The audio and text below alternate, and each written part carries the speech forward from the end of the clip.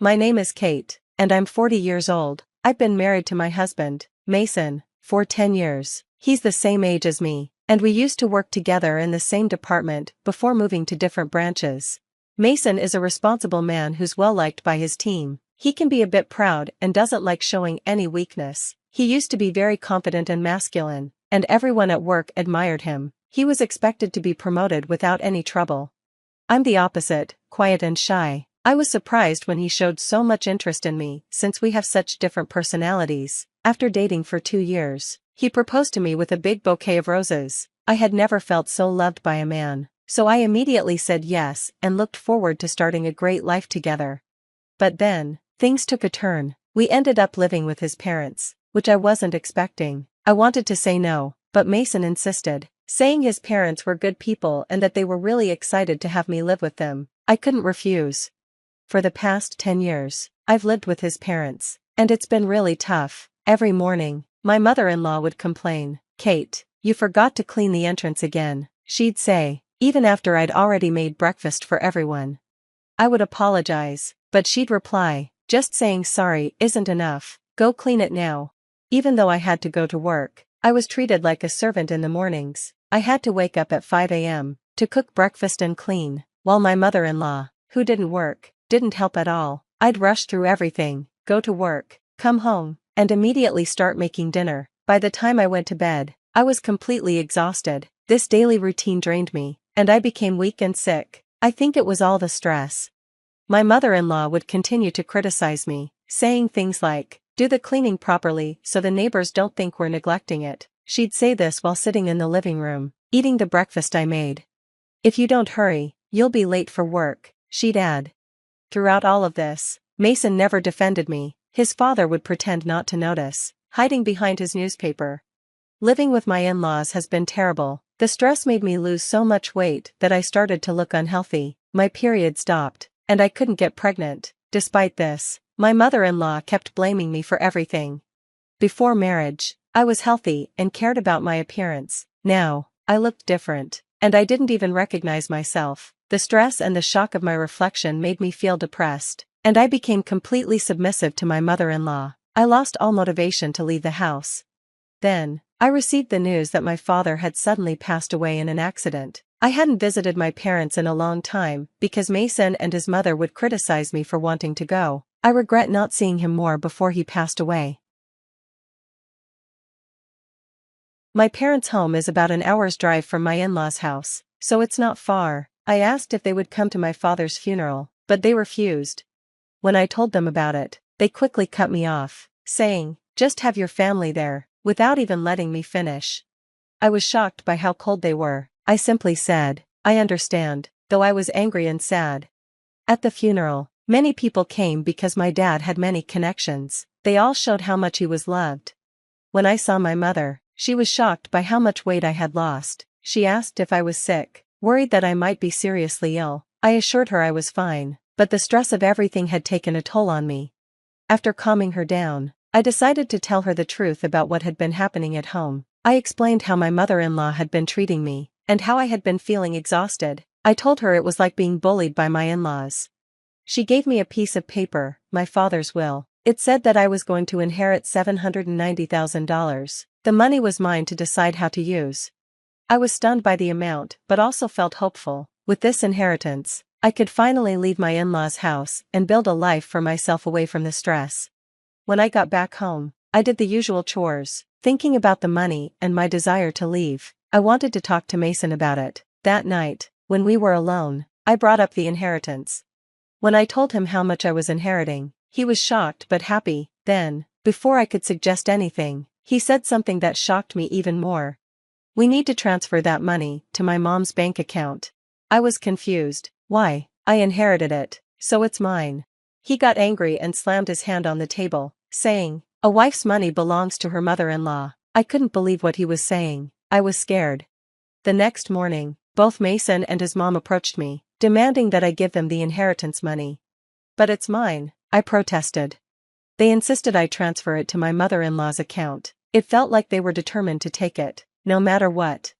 I was so tired of fighting. Then Mason showed me a divorce paper and said, "If you don't change your mind, I'll divorce you." He had already signed the divorce papers. He told me to go back to my parents' house, and if I apologized, he might reconsider. I was stunned, holding the divorce form, realizing that I had never truly been supported in this house. I had been paying my share of living expenses and doing all the housework, yet Mason and his mother always looked down on me. They even tried to take my father's inheritance. I knew that if I stayed, I might give in to their pressure and hand over the money, but this inheritance was my father's gift to me, and I wasn't going to let them take it. With the signed divorce papers in my hand, I realized I now had control over my future. I swore to myself that I wouldn't give up the inheritance and made up my mind to act. After work that day, I went to my mother's house. "Welcome home, sweetie," my mother greeted me with a warm smile. She had made a home-cooked meal, and I was so moved by the taste of her food. It had been so long since I had enjoyed a meal prepared by someone else. As I ate, I cried because it tasted so good. I told my mother about everything that had happened with Mason and his mom. She was shocked, but told me, "The inheritance is yours, and you have the right to decide how to live your life from now on." She comforted me as I cried. After staying with my mom for a week, I decided to go back to my in-laws' house. "Well, I'm going now," I said. "Take care," my mother replied. I was no longer afraid of going back. With a clearer mind, I returned to my in-laws' house. Mason and his mother were waiting for me, arms crossed. "Have you thought about what you did?" they asked. "Yes, I'm sorry. Please let me live here again," I apologized, but it was insincere. My mother-in-law smirked. "Then hurry up and give us the inheritance," she demanded. I lied and told them the inheritance process was taking longer than expected, that it could take up to 6 months or more. They seemed satisfied, thinking I would eventually give them the money. As soon as I returned, they started criticizing me for the house being messy. "You didn't do your duties as a wife. Clean up quickly." The house had only been messy for a week, but it was filthy. It was impressive how dirty it had gotten in such a short time. The old me would have been devastated by the state of the house, but now, I didn't care. I just did what they asked without complaining. 10 months later, it was my mother-in-law's birthday. As usual, she was going on a trip, and of course, they didn't take me with them. "Have you received the inheritance yet?" my mother-in-law asked. "It should arrive today," I lied. "Well, that's perfect. The $790,000 is a gift for my mom. Make sure to transfer it to her account before we return." I knew the inheritance wouldn't arrive so soon, but I didn't say anything. I just smiled and saw them off, saying, "Take care and have a safe trip." Once they were gone, I finally put my plan into motion. I had been waiting for this moment for a long time. They would be shocked when they came back, but it no longer mattered to me. I quickly packed my things and moved out of my in-laws' house. Using my father's inheritance, I built a beautiful new home. I invited my mother to live with me, and we were both so happy to finally be free from the constant stress. That night, we celebrated our new home with a special meal prepared by a chef. The next day, I got a call from my ex-husband. "Hey, what's going on?" he asked, confused because all my things were gone. "I'm not coming back. Goodbye." I tried to hang up, but I could hear my mother-in-law yelling on the other end. "What do you think you're doing? Where are you?" she screamed. "I don't need to answer that. You told me to clean the house, so I packed my things. It's not funny. And by the way, you still haven't transferred the inheritance. How many times do I have to tell you that your money is mine?" she shouted. "I'm single now," I said. When I said that, my mother-in-law went silent. "I'm divorced. I signed the divorce papers Mason gave me. We're strangers now. Goodbye." I hung up, laughing as I felt a huge weight lifted off my shoulders. After that, my ex-husband called many times. When I had the chance, I answered and let him and my mother-in-law yell at me. I recorded those calls to use as evidence of their harassment. I knew it wasn't uncommon for ex-husbands to be abusive, and I planned to report them to the police. The police acted quickly, visiting my ex-in-law's house to issue a warning.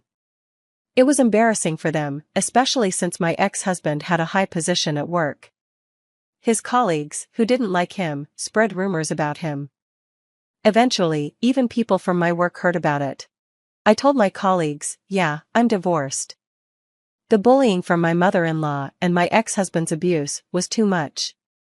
I made sure others overheard, and soon, the gossip spread further. My ex-husband's boss heard about it and wasn't happy. "You've got a lot of bad rumors going around," his boss said. "I decided to transfer you." His transfer was to a branch with the worst performance, a remote area with no entertainment or anything fun. It was clear that his career had fallen apart, and there was no chance for promotion anymore. As for my ex-mother-in-law, she was devastated by her son's fall from grace. She became reclusive and eventually developed depression. It seemed she also had dementia and often caused disturbances at home. My ex-father-in-law had to care for her, despite their strained relationship. It felt like justice for everything they had put me through. Now, my mom and I are living happily together. We even started gardening in our spacious yard, something I never would have done if I was still in that house. Gardening has become a new hobby that has brought me joy and health, something I didn't have before due to the stress. I'm so happy to have cut ties with my ex-in-laws and to be living a peaceful, fulfilling life now. I never expected revenge to arrive gift-wrapped in a merger and acquisition report, but there it was on my desk at 9 a.m. on a Tuesday. My company had just acquired Hoffman Industries, the very firm where my ex-husband Anton and my dear cousin Trinity had been working for the past 3 years. Life has a twisted sense of humor sometimes. My name is Marissa, and 5 years ago, these two people destroyed everything I had built. Now, by some cosmic joke, they were about to become my employees. Did you see the personnel list? Juliet, my assistant, poked her head into my office, her expression a mix of concern and barely contained excitement. She'd been there through it all, watching me rebuild from nothing. I did. I kept my voice steady, though my hands were shaking as I set down my coffee mug. Quite the surprise, isn't it? Surprise? It's karma wrapped in a business deal. They're going to flip when they find out you're their new boss. The memory of that family reunion 5 years ago crashed over me like a wave. I could still see Trinity's face, tear-streaked and guilty, as she confessed everything. How she and Anton had been seeing each other for months. How they'd planned it all. The gradual draining of our joint accounts, the fabricated business losses, the perfectly timed divorce filing that left me with nothing but debt and broken trust. "Ms. Clayton," Edgar Hoffman's gravelly voice interrupted my thoughts as he appeared in my doorway. "Do you have a moment to discuss the transition?"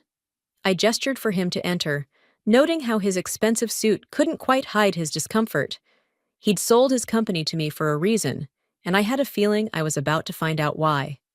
"I assume you've noticed some familiar names in the employee roster," he said, settling into the chair across from me.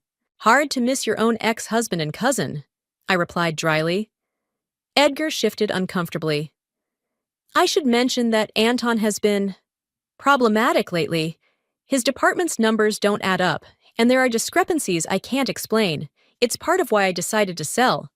My phone buzzed with a text from Prudence, my mentor. "Heard the news. This is your chance. Don't waste it." "What exactly are you suggesting, Edgar?" I leaned forward, studying his face. "I'm suggesting that karma might need a little push." He pulled out a folder and placed it on my desk. "This contains everything I've gathered on Anton's activities over the past year. Use it however you see fit." As he left, Juliet returned with more coffee and a concerned look. "Trinity's online too. Says it's urgent." My heart jumped to my throat. "Put her through." "Marissa?" Trinity's voice was small, afraid. "I just heard about the acquisition. We need to talk.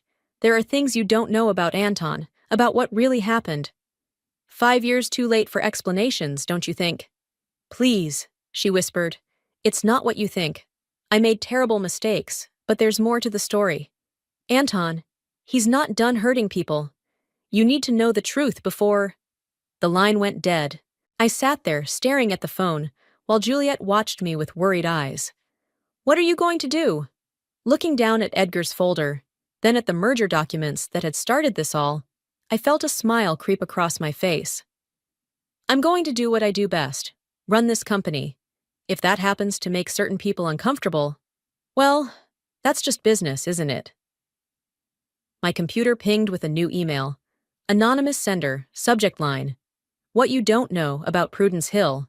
Juliet, I called out as she turned to leave. Cancel my afternoon meetings. Looks like we have some digging to do. She grinned, already pulling out her tablet. Finally, some excitement around here.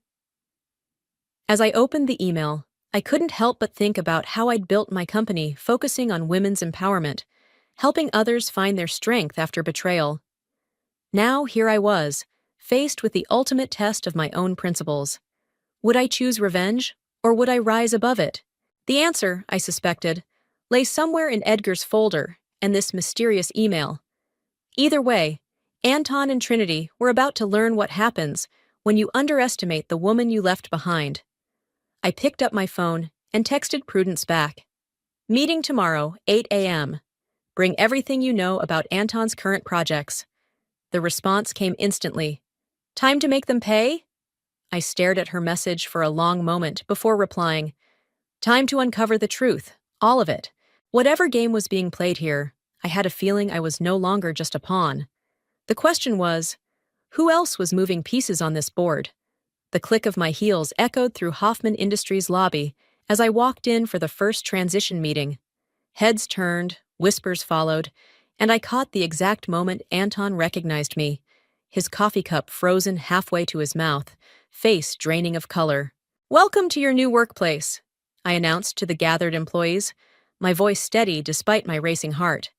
I'm Marissa, CEO of Empower Solutions, and as of today, your new boss. Trinity, standing in the back corner, looked like she might faint. Good. Ms. Clayton, Xander, Anton's business partner, stepped forward with an extended hand.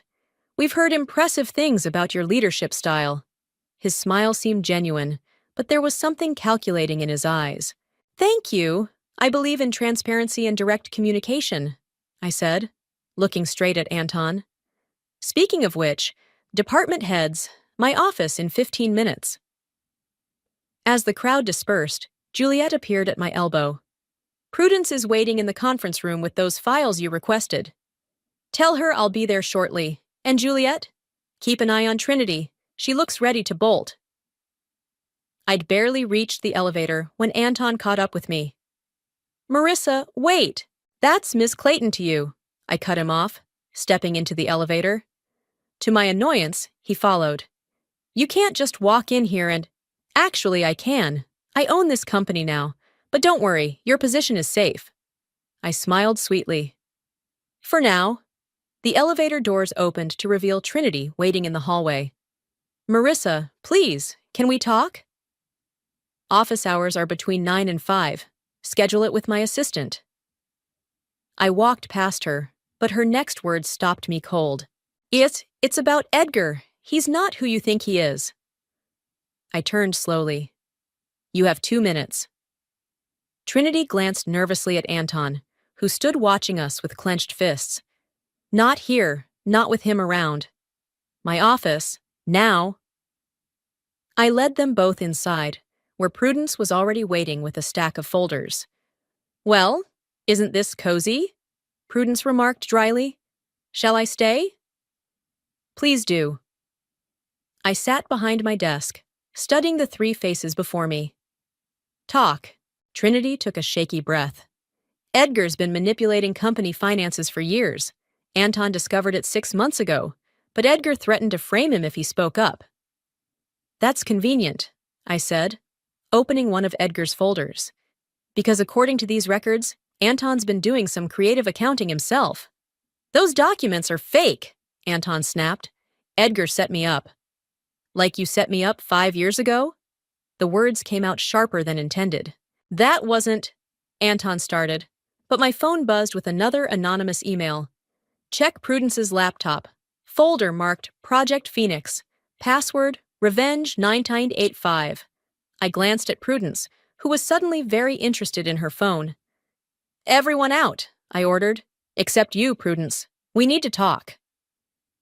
As Anton and Trinity left, Xander appeared in the doorway. Bad time? Actually, your timing is perfect. Come in.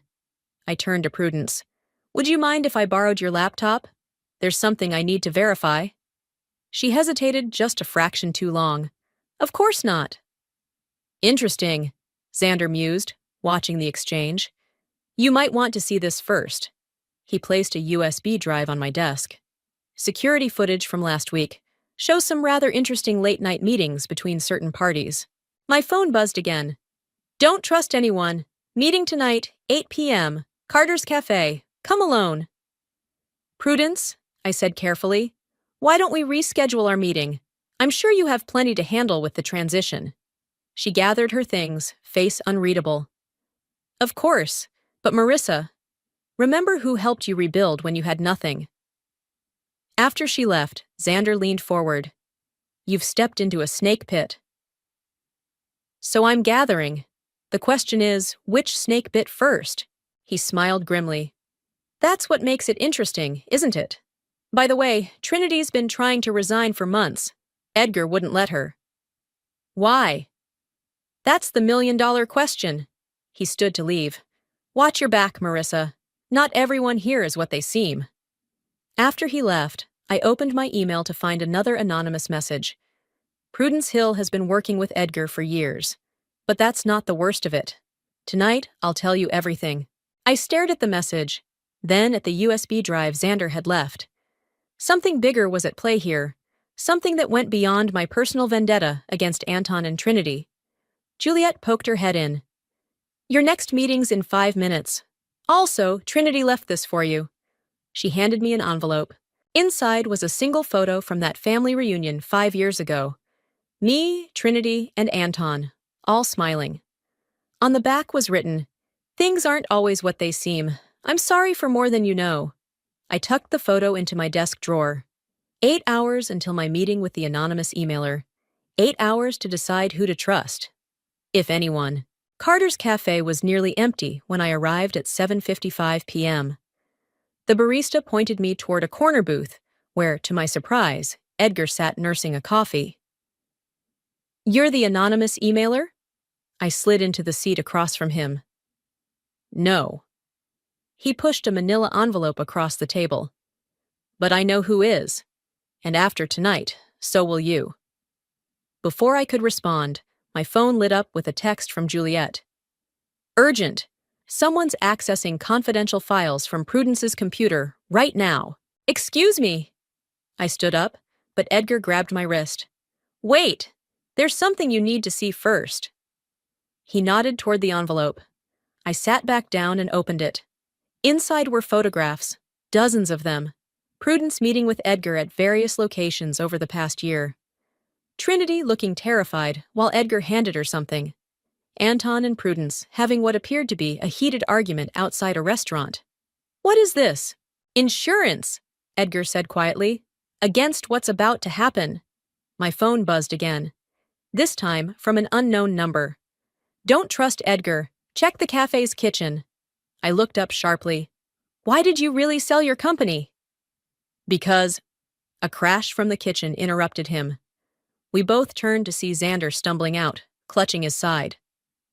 He's got a gun, Xander gasped, collapsing into a nearby chair. Back door. I ran toward the kitchen, pushing through the swinging doors, just in time to see a figure disappearing through the exit. On the floor lay a laptop, Prudence's laptop. Stop! I shouted, but by the time I reached the door, they were gone. My phone rang. Juliet again. Prudence just called an emergency board meeting for tomorrow morning. She's trying to contest the acquisition. I returned to find Edgar gone, and Xander making a call. Police are on their way, he said, wincing. Just got knocked around a bit, I'm fine. But you need to see what's on that laptop. We opened it to find a single document open, Project Phoenix. My hands shook as I read through emails between Prudence and Edgar dating back 6 years. Before my divorce. Before everything. They planned it all, I whispered. The divorce, the company sale, everything. Keep reading, Xander urged. The next email made my blood run cold. It was from Prudence to Edgar. Marissa's perfect for this. Once Anton leaves her, she'll be desperate enough to accept any help. We'll build her up just to take everything in the end. The ultimate revenge against her father for what he did to us. My father? What does he have to do with this? A lot, apparently. Trinity's voice made us both jump. She stood in the doorway, looking exhausted. I've been trying to tell you.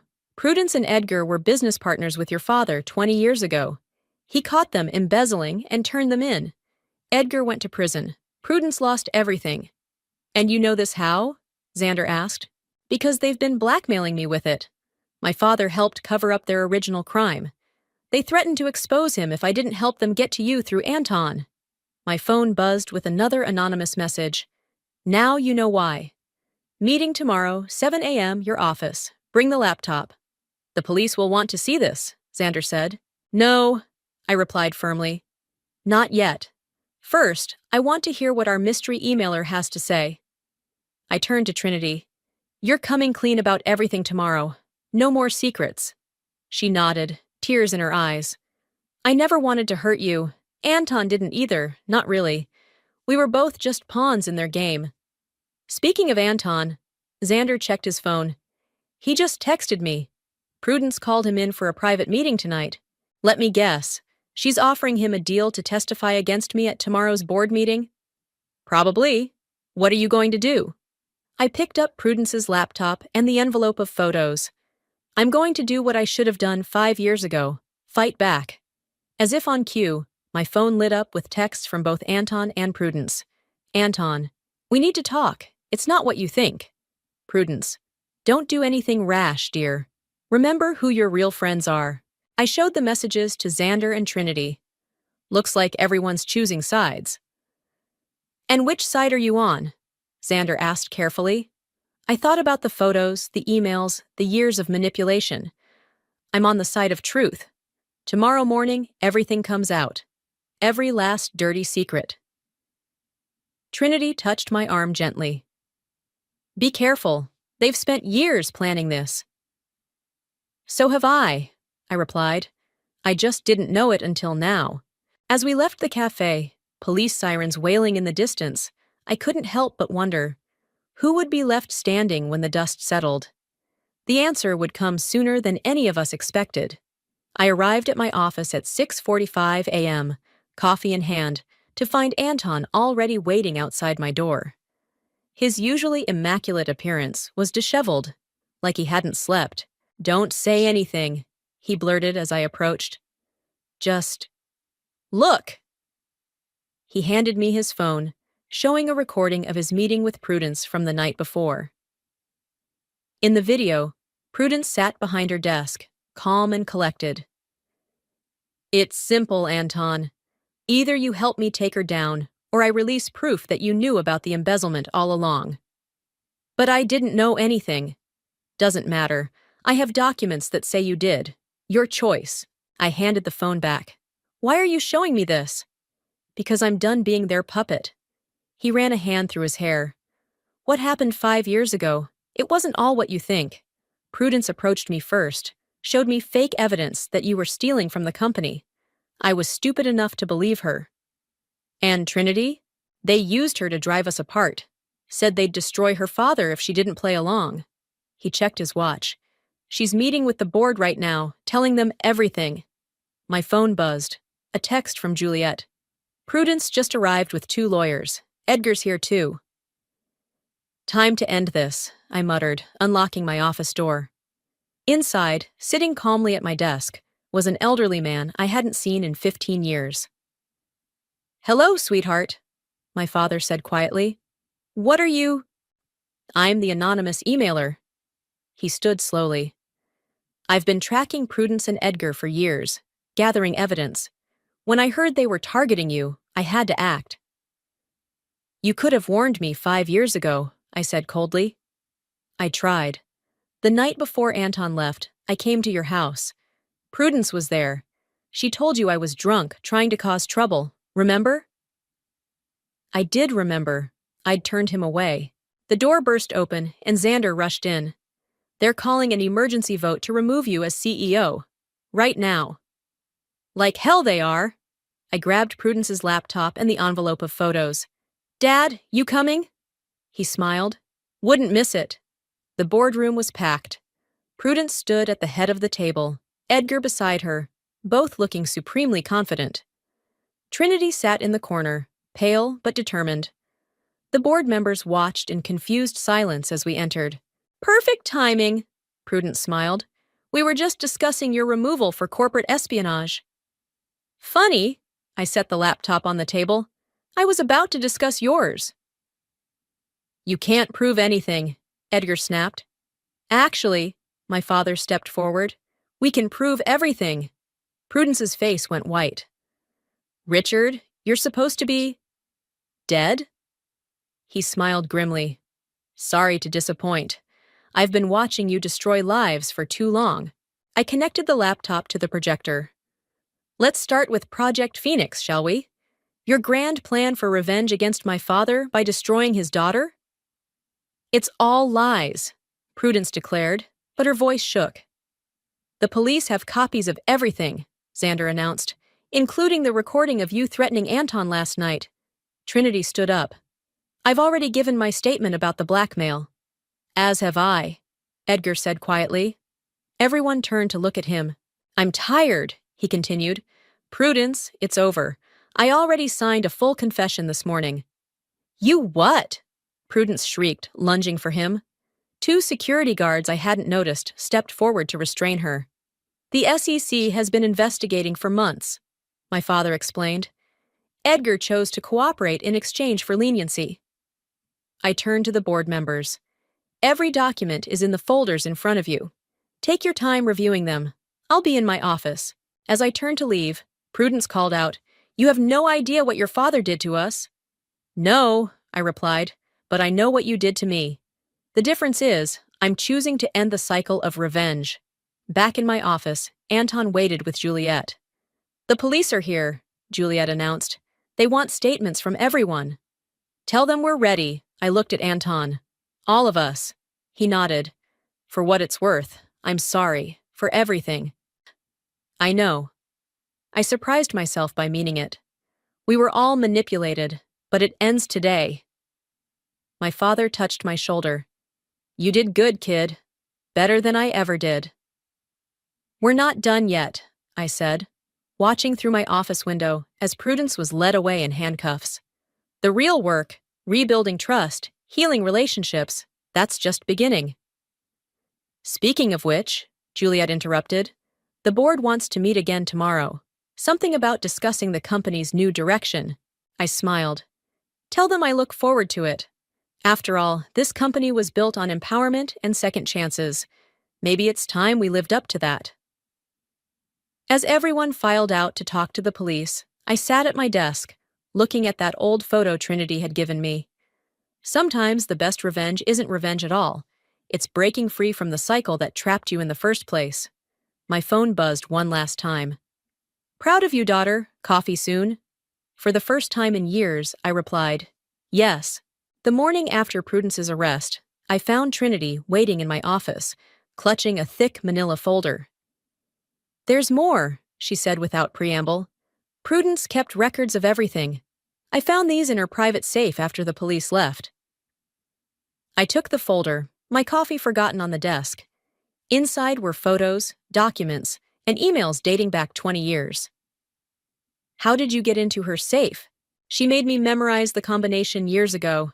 Insurance, she called it. Trinity's hands trembled. But that's not the worst part. Look at the last page. The document was dated just 3 days ago. A contract between Prudence and someone named Marcus, agreeing to transfer millions in company assets to offshore accounts. Who's Marcus? I asked. That would be me, a voice said from the doorway. A tall man in an expensive suit stepped in, followed by Xander. Marcus Reynolds, FBI. We've been tracking Prudence's network for years. You're kidding, I said flatly. I wish. Xander closed the door. Marcus contacted me 6 months ago. That's why I've been playing both sides. My phone buzzed. A text from Anton. Don't trust Marcus. Meeting in parking garage now. Urgent. Excuse me, I stood up. I need some air. Trinity grabbed my arm. Don't go alone. I'll be fine. Just keep our guests entertained. The parking garage was dim and eerily quiet. Anton stood by my car, looking nervous. "Marcus isn't FBI," he said as soon as I approached. "He's Prudence's son." "What?" "That's why she did all this. Not just revenge against your father. She was building an empire for her son. I found proof in Edgar's office last night." A car engine roared to life somewhere in the garage. "We need to go." Anton grabbed my hand. "Now." We ran toward the exit, but a black SUV screeched to a stop in front of us. Marcus stepped out, pointing a gun. "Going somewhere?" "Actually, yes." Juliet's voice rang out as she emerged from behind a pillar, phone held high. "And this is all being live-streamed to the real FBI." Marcus spun around, but it was too late. Police cars flooded the garage, lights flashing. "Drop the weapon!" an officer shouted. Back in my office an hour later, I watched Marcus being led away in handcuffs while Detective Sarah Rivera took our statements. "We've been building this case for months," she explained. "Prudence's network goes deeper than anyone realized. Marcus was handling all the international accounts." "But how did you know he'd be here today?" I asked. Juliet grinned. "Remember that security system upgrade I insisted on last week? Every conversation in this building has been monitored by the FBI. And I've been feeding them information," Xander added. "The real FBI approached me long before Marcus did." Trinity sat heavily in a chair. "So it's really over?" "Almost," my father said, walking in. "There's still the matter of the board meeting in an hour. They'll want answers." "They'll get them," I promised. "Complete transparency from now on." Anton cleared his throat. "About that, there's something else you should know. The night I left, Prudence showed me documents proving that your father was embezzling from his company." "Those were forgeries," my father interrupted. "But they were convincing enough that even I questioned my own records for a while." "That's why you disappeared," I realized. "You were gathering evidence to clear your name." "And to protect you, though I failed at that part." "No," I touched his arm. "You helped end it. That counts for something." My phone buzzed with a message from the board. "Meeting moved up. 15 minutes. "Ready to face them?" Juliet asked. Actually, I looked around the room at Anton, Trinity, my father, and the others.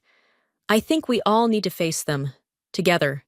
The boardroom fell silent as we filed in. I took my place at the head of the table, the others flanking me.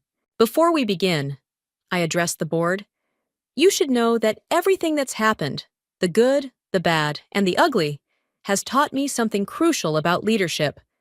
It's not about revenge or power. It's about breaking cycles of hurt and creating something better." "And how do you propose to do that?" one board member asked. I smiled. "By telling you the whole truth from the beginning. No more secrets, no more hidden agendas. Just honest business focused on genuine empowerment." "Starting with this," Anton stepped forward, placing a folder on the table. "My resignation, but also my full cooperation with any investigation." Trinity placed another folder beside it. "Mine too, along with everything I know about Prudence's operations." The board members exchanged looks. "Well," the chairman finally spoke, "it seems we have a lot to discuss." "Yes," I agreed, "we do. And this time, we're going to do it right." As the meeting began, I caught my father's proud smile from across the room. Sometimes the hardest part of healing isn't exposing the truth. It's learning to trust again after the truth comes out. "You need to see this." Juliet burst into my office 2 days after the board meeting, waving a tablet. "Prudence's prison call logs. She's been contacting someone every hour on the hour." I took the tablet, scanning the numbers. "These are all international calls. To a private bank in Switzerland," Xander added, walking in. "The FBI traced them.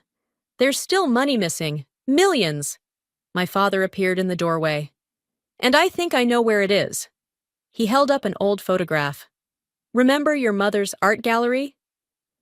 The one that mysteriously burned down when I was 12? I stood up. "What about it?" Man, it didn't burn down by accident. Prudence arranged it. Insurance fraud. Your mother's signature was forged on documents transferring ownership of several paintings to a private collector. Let me guess, I said. The collector was Marcus. Close. It was his father. My father placed the photo on my desk. Prudence's first husband. Trinity rushed in, breathless. Anton's gone. What do you mean, gone? He left this morning for a meeting with the FBI and never showed up. His phone's off, and his apartment's been cleared out. My phone rang. Detective Rivera. Anton just turned himself in, she said without preamble.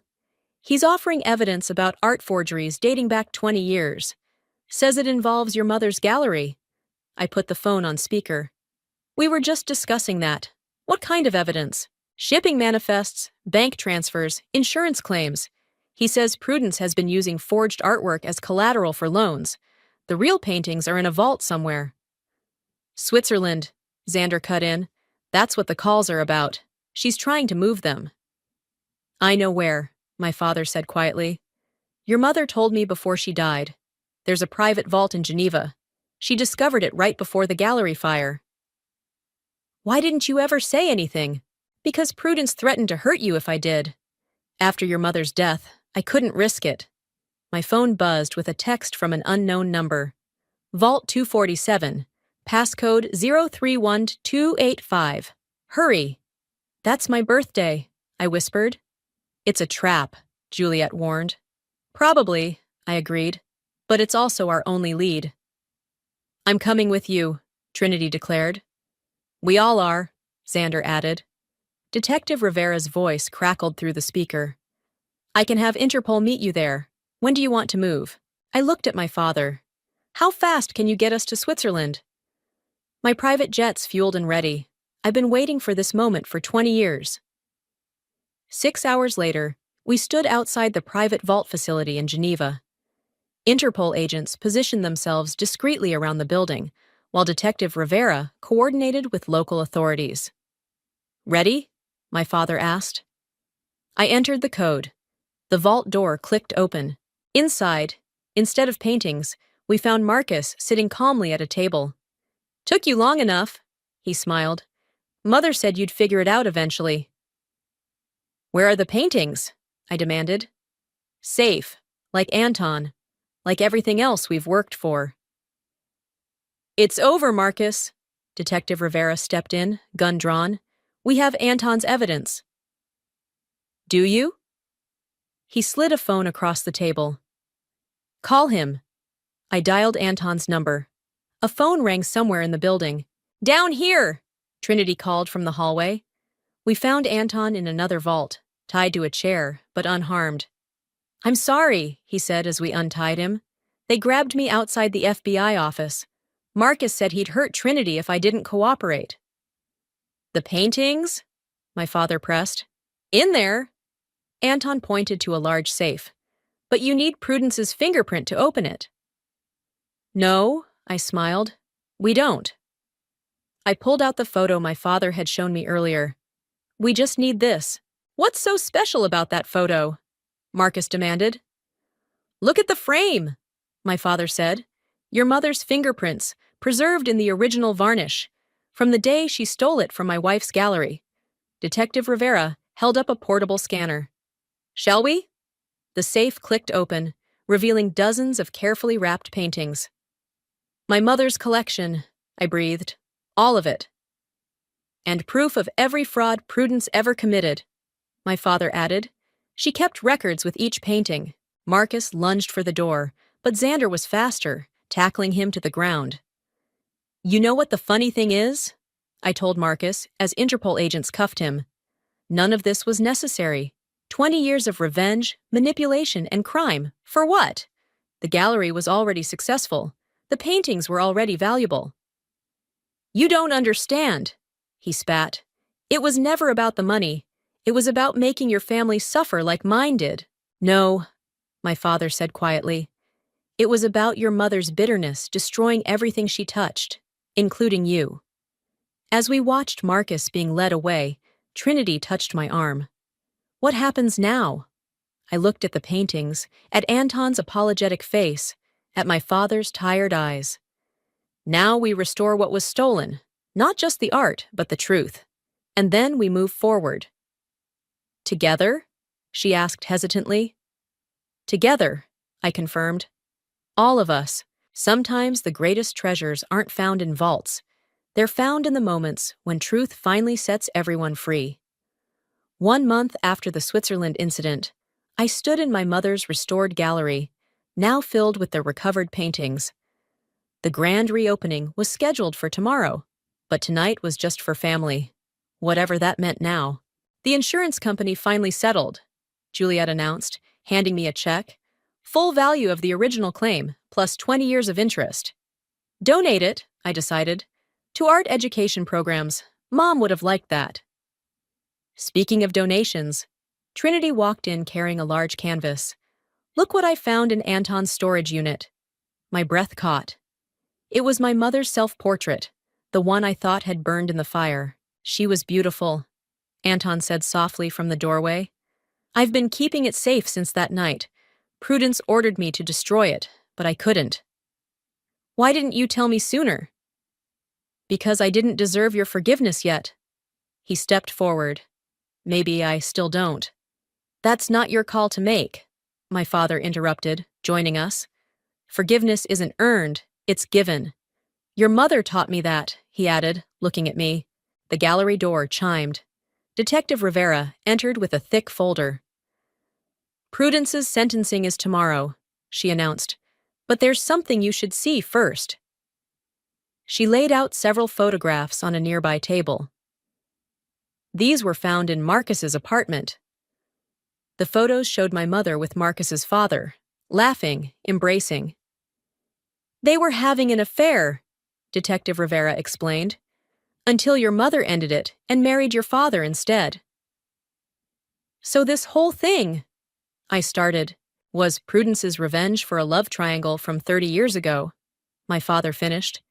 She married Marcus's father on the rebound, then spent decades plotting her revenge after he died. That's insane, Trinity whispered. That's human, Xander corrected, examining one of the photos. Love and hate are closer than we think. My phone buzzed. A message from the prison. Prudence requests a meeting before tomorrow's sentencing. Don't go, Anton warned. She's manipulative until the end. I have to, I replied. For closure. Then we're coming with you, Trinity declared. The prison visiting room was cold and sterile. Prudence sat waiting, her designer clothes replaced by an orange jumpsuit. My, quite the audience, she remarked as we all filed in. Say what you need to say, I told her. I just wanted you to know I did love your mother once. We were friends before she met Marcus's father. Before she stole him from me. She didn't steal anyone, my father cut in. She made a choice. A choice that destroyed lives, Prudence snapped. I lost everything. No, I leaned forward.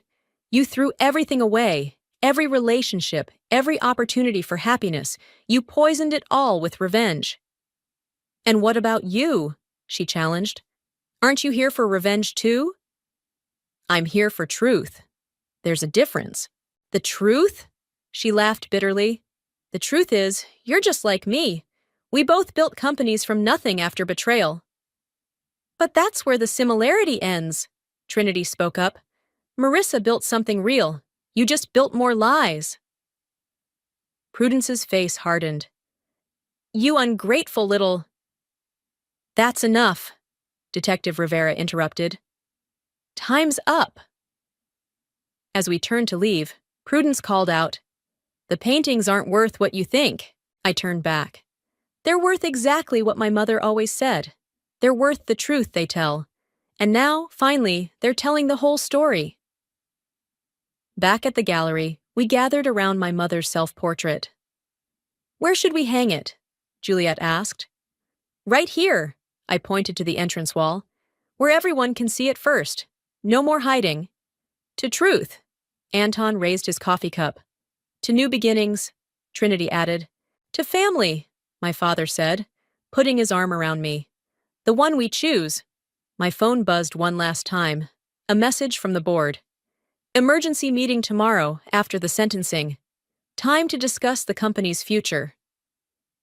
They want to know if you're keeping Anton and Trinity on, Xander guessed. No, I smiled. They want to know if I'm accepting the chairperson position. Apparently, running two successful companies while exposing a decades-old conspiracy makes for a pretty impressive resume. And are you? Juliet asked. I looked around at these people, who had become my strange, complicated family, at the paintings that told our story of loss, betrayal, and redemption. Yes, I decided, but on one condition: we do it together. All of us. Even me? Anton asked quietly. And especially you, because the only way to truly break a cycle of revenge is to build something better in its place. As we raised our cups to toast the future, I caught my reflection in my mother's portrait. For the first time in years, I recognized her smile in my own. Tomorrow would bring Prudence's sentencing, a gallery opening, and a new chapter for the company. But tonight was about something simpler: the quiet victory of choosing love over revenge, truth over deception, and family over everything else. Sometimes the best revenge really is living well, but only if you're willing to let go of revenge altogether. The gavel struck with finality as the judge delivered Prudence's sentence: 20 years without parole. As the courtroom cleared, Detective Rivera handed me an envelope. Found this in Marcus's apartment. Thought you should have it. Inside was a letter from my mother to Prudence, dated just days before the gallery fire. I forgive you. Whatever happens next, remember that. My hands trembled as I read it. She knew what Prudence was planning. Your mother always saw the best in people, my father said softly, even when they couldn't see it in themselves. The gallery opening was scheduled for that evening. As we left the courthouse, reporters swarmed us. Ms. Clayton, what's next for Empower Solutions? Will Anton remain with the company? Any comment on Prudence's sentencing? I faced the cameras. Tonight isn't about business or revenge. It's about art, truth, and second chances. Join us at the gallery opening and see for yourself. Trinity touched my arm. Prudence asked to see you one last time. No, I said firmly. Her story with us is finished. It's time to write our own. The gallery hummed with excitement that evening. Art collectors, business leaders, and media filled the rooms, but my attention was on the small group gathered around my mother's self-portrait. I remember when she painted this, Anton said quietly. She told me to keep it safe, no matter what happened. I didn't understand then. But you protected it anyway, I replied. That counts for something. Speaking of protection, Xander approached with a tablet. The board just voted unanimously. The merger's complete, and they've approved your new leadership structure. All of it? Trinity asked. All of it. Joint leadership, profit sharing with employees, the education foundation, everything. My father raised his glass. To new beginnings. Wait, Juliet interrupted. There's something else you need to see first. She led us to a hidden panel behind my mother's portrait. Inside was a small journal and a USB drive. Your mother left instructions, my father explained. This was only to be opened when the paintings returned home. The journal contained detailed accounts of everything: the affair, Prudence's initial threats, the insurance fraud scheme. But it was the final entry that caught my breath. To my daughter, don't let bitterness win. Success isn't about revenge. It's about rising above what broke you. Build something beautiful from the ashes. The USB drive contained video messages, my mother speaking directly to camera, documenting her suspicions and hopes for the future. Play the last one, Trinity urged. My mother's face filled the screen, her smile exactly as I remembered. Say, if you're watching this, the truth has finally come out. Remember that forgiveness isn't weakness. It's the strongest choice you can make. And Marissa, darling, I'm so proud of the woman you've become. Tears streamed down my face as the video ended. Anton squeezed my shoulder. She was right, about everything. I know. I wiped my eyes. Which is why we're doing this right. I climbed onto a nearby chair, clinking my glass for attention. Welcome, everyone. Tonight isn't just about recovering stolen art. It's about recovering lost truths and broken relationships.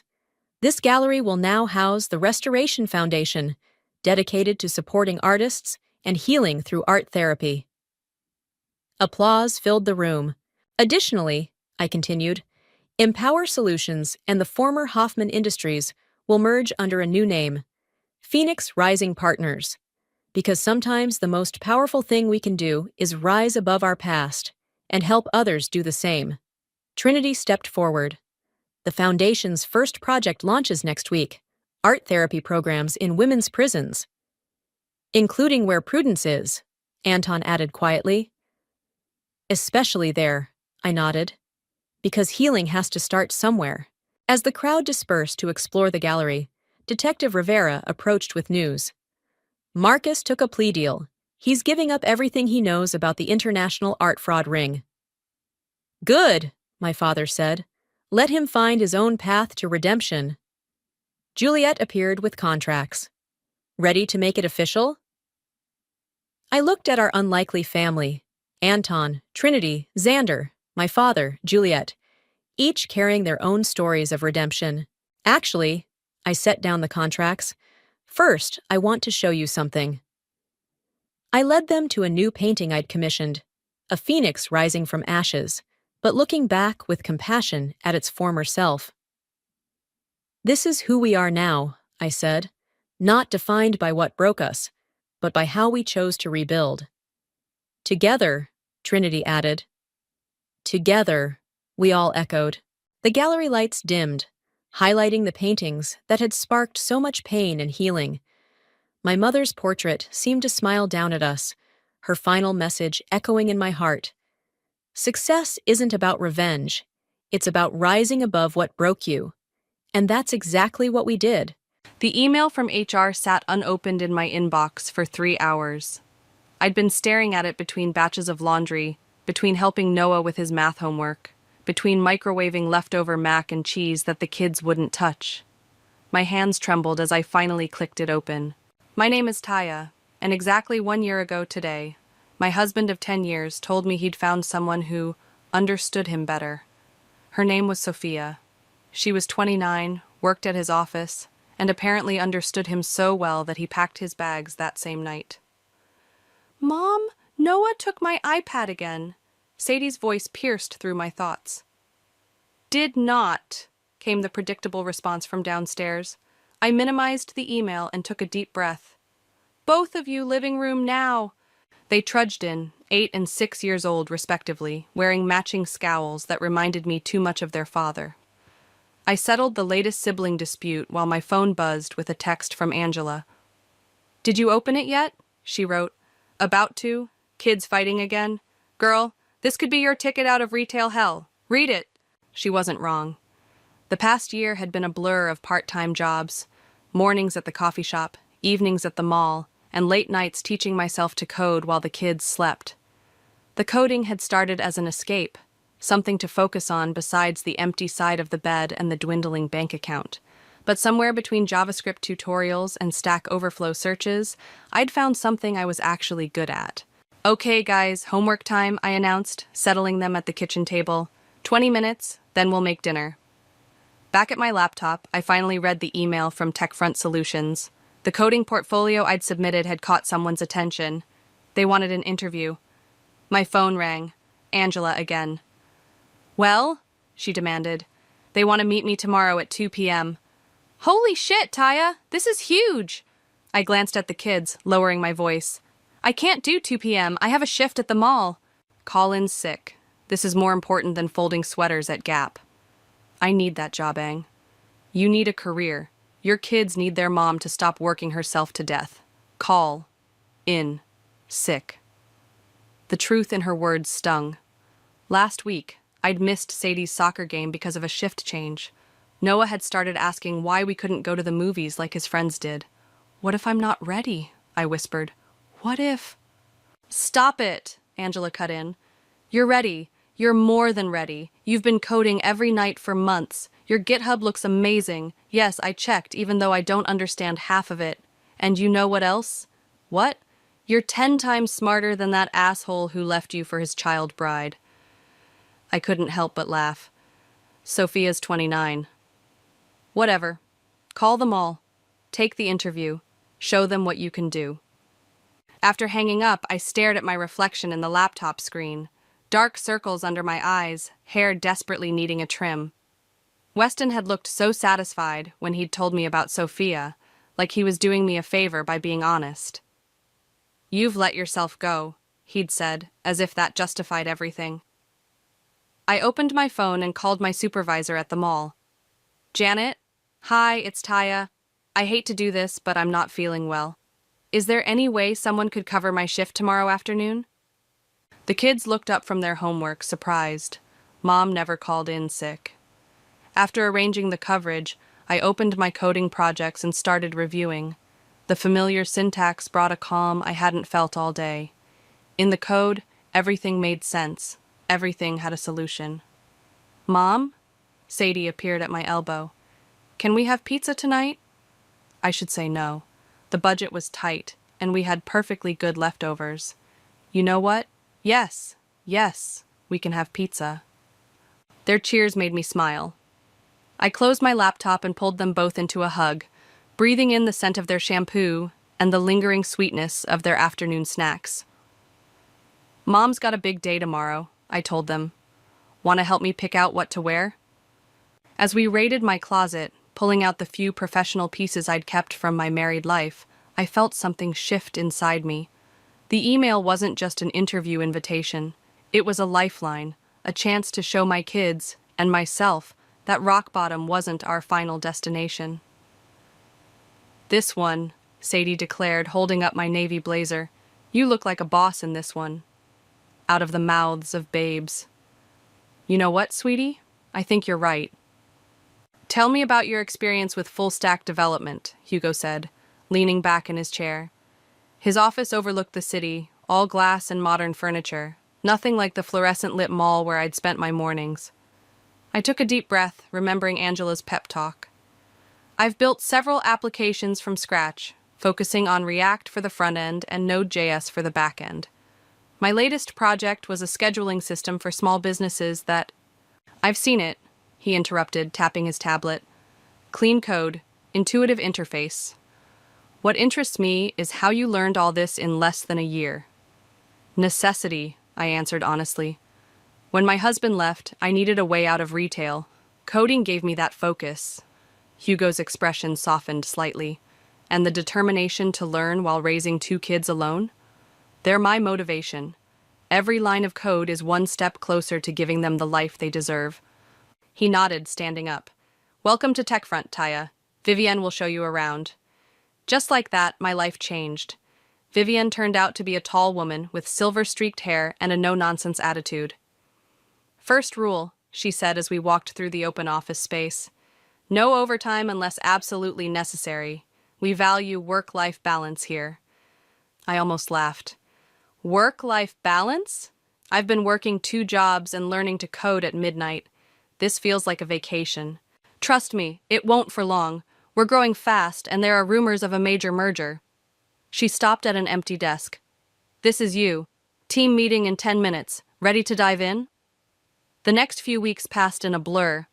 During the day, I immersed myself in code reviews and development sprints. At night, I helped with homework and tried to maintain some semblance of normal family life. "Mom, you look different," Sadie said one evening as I made dinner. Actual home-cooked dinner, not microwaved leftovers. "Different how?" "Happier," she decided, setting the table without being asked. "And you're home more." The doorbell rang before I could respond. Angela burst in, waving her phone. "Have you seen the news?" "What news?" "TechFront is merging with Global Tech. It's all over the business sites." My stomach dropped. Global Tech, Weston's company. "Are you sure?" "Look!" She thrust her phone at me. The headline confirmed my worst fear. That night, after the kids were asleep, Angela and I sat on my couch with wine glasses in hand. "What are the chances he'll even know you work there?" she reasoned. Global tech is huge. But what if, no what ifs. You've earned this. Besides, she smirked, wouldn't it be perfect karma if you ended up outranking him? 3 months into my new job, Hugo called me into his office again. Your team's performance has been exceptional, he said without preamble. The merger's creating opportunities, and I'm restructuring the leadership team. How do you feel about taking on more responsibility? I blinked. What kind of responsibility? COO position. You'd oversee technical operations across both companies post-merger. My heart stopped. That would mean, yes, you'd be managing several divisions, including some from global tech. Problem? I thought about Weston, about his condescending smile when he'd left, about the nights I'd spent crying while teaching myself to code. No problem at all.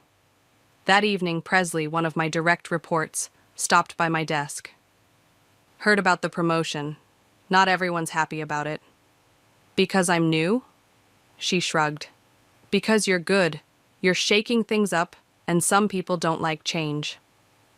Thanks for the warning. It's not a warning, she smiled. It's a compliment.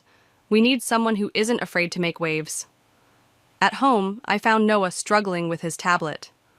Mom, it's broken again. I sat beside him, examining the device. Let's see. Just needs to clear the cache. Want to learn how to fix it yourself? His eyes lit up. Can I? Of course. First, we'll open settings. As I walked him through the steps, I realized how much had changed. 6 months ago, I'd been drowning in despair. Now, I was teaching my son basic troubleshooting while preparing to take on a role that would put me directly above my ex-husband in the corporate hierarchy. My phone buzzed with a message from Hugo. Meeting tomorrow to discuss merger details. Bring your restructuring ideas. I smiled, thinking of Angela's words about karma. Sometimes the best revenge isn't plotting it at all. It's simply becoming everything they said you couldn't be. The boardroom buzzed with nervous energy as Hugo introduced me to the merger transition team. Our new COO will oversee the technical integration of both companies, he announced, gesturing for me to take the floor. I stood, smoothing my blazer, the same one Sadie had picked for my interview. Let's talk about optimization, I began, clicking through my presentation. Our first priority is identifying redundancies and streamlining operations across all divisions. A hand shot up from the global tech side. What exactly do you mean by redundancies? Some departments are underperforming, I replied, pulling up a chart. Particularly in the legacy systems division. Weston's division. I hadn't seen him yet. He was based in another office, but I knew his team's metrics. They were abysmal. After the meeting, Vivian caught up with me in the hallway. That was bold, targeting the legacy division right out of the gate. The numbers don't lie, I said, checking my phone. A text from the kid's sitter. Noah has a fever. Everything okay? Vivian asked. My son's sick. I need to... Go, she insisted. I'll handle the afternoon meetings. At home, I found Noah curled up on the couch, his normally energetic face flushed with fever. Mommy, he mumbled as I pressed a cool cloth to his forehead. I'm here, baby. I kicked off my heels and settled beside him. Want to watch a movie? He nodded weakly, snuggling closer. As we watched his favorite superhero film, my phone kept buzzing with emails about the merger. I ignored them all. The next morning, after a sleepless night of fever watches, I dropped a recovered Noah at school and headed to the office. Presley was waiting at my desk. You need to see this, she said, handing me a tablet. The Legacy Division's response to your presentation. I scrolled through their defensive justification for their poor performance. At the bottom was a familiar signature, Weston, Division Director. They're claiming our metrics are skewed, Presley continued. But I double-checked everything. They're just scared. Good, I muttered, then caught myself. I mean, fear can motivate change. There's something else. Presley lowered her voice. Rumor has it their director is coming to headquarters next week to challenge the numbers in person. My stomach clenched. Next week? Tuesday. Want me to sit in? I shook my head. I can handle it. That evening, I called Angela. He's coming here, I said as soon as she answered. To my office, to challenge my authority. Perfect, she exclaimed. This is your moment. My moment to what? Reveal that his ex-wife is now his boss? That seems deliciously karmic, because it is. I sighed, watching Sadie help Noah with his reading across the room. What if I'm letting this get too personal? Honey, he made it personal when he walked out on you and the kids. You're just doing your job. Extremely well, I might add. Later that night, I received an email from Hugo. Board wants accelerated timeline on restructuring. Need comprehensive plan by end of month. I opened my laptop and pulled up the legacy division's files. Weston's team wasn't just underperforming, they were actively resistant to change. Their systems were outdated, their processes inefficient, and their costs excessive. My phone pinged with a calendar invite. Tuesday, 10 a.m., Legacy Division Performance Review. As I stared at the invite, another email arrived, this one misdirected from Global Tech's internal system. The sender, Sophia. The recipient, Weston. Baby, I know you're stressed about the merger, it read. But maybe this is a sign. You've been talking about wanting a change anyway. We could finally move away, start fresh. I closed the email quickly, feeling like I'd glimpsed something I shouldn't have. But the words stuck with me. Weston was unhappy? Thinking of leaving? The thought brought an unexpected smile to my face. Mom? Sadie's voice pulled me back to reality. Can you help me with my science project? We're supposed to make a volcano. I closed my laptop. Of course, sweetie. Let me guess. Baking soda and vinegar? As we gathered supplies from the kitchen, I realized something. A year ago, I would have been devastated to learn Weston was planning another escape. Now? Now I was planning something of my own. My phone buzzed again. Vivienne. Teams behind you on the restructuring. Let's show them what real leadership looks like. I texted back. Tuesday will be interesting. Then I turned back to my daughter and our volcano, pushing thoughts of Tuesday aside. The explosion would come soon enough. Tuesday arrived with the weight of an oncoming storm. I stood in the elevator, watching the numbers climb, when a familiar cologne hit me before I saw him. Weston stepped in, his eyes fixed on his phone. Good morning, I said quietly. He looked up, did a double take, and nearly dropped his device. Taya? What are you? The elevator dinged. I stepped out first. Fourth floor meeting? Yes, but follow me. I led the way to the conference room, aware of his confusion radiating behind me. Inside, Presley and Vivian were already seated, along with several other team members. Everyone, I announced, taking my place at the head of the table. Let's begin the Legacy Division Performance Review. Weston stood frozen in the doorway. You're the new COO? Please take a seat, I gestured professionally. We have a lot to cover. His face flushed as he sat down, fumbling with his presentation materials. I could feel everyone's eyes darting between us, sensing the tension. Your division's latest quarterly results, I began, displaying the charts. Care to explain these numbers? He cleared his throat. We've been transitioning systems. There were unexpected challenges. For the past 3 quarters? If I may, he straightened his tie, attempting to regain composure. Our team has decades of experience. We know what works. Clearly not, I interrupted, switching to the next slide. Your operating costs are 40% higher than comparable divisions, with 30% lower output. That's not experience. That's inefficiency. Presley slid a document across the table. Our proposed restructuring plan. Weston's hands shook slightly as he read. This is... You can't just... We can and we will, I stated firmly. You have 3 months to implement these changes. Or what? Or we'll find someone who can. After the meeting, Vivian caught up with me in my office. That was intense. You didn't mention you knew him. Would it have changed the facts? No, but... She paused as my phone rang. It was Noah's school. Ms. Stevenson, Noah's had an incident in the cafeteria. Nothing serious, but we need you to come pick him up. 20 minutes later, I found my son sitting outside the principal's office, tears streaking his face. He called me a liar, Noah burst out before I could ask. Jake said Dad doesn't want to see us anymore. That's why he missed my birthday. I pushed him. My heart cracked. Weston had promised to come to Noah's birthday last week, but canceled last minute. Something about an important meeting. Oh, honey.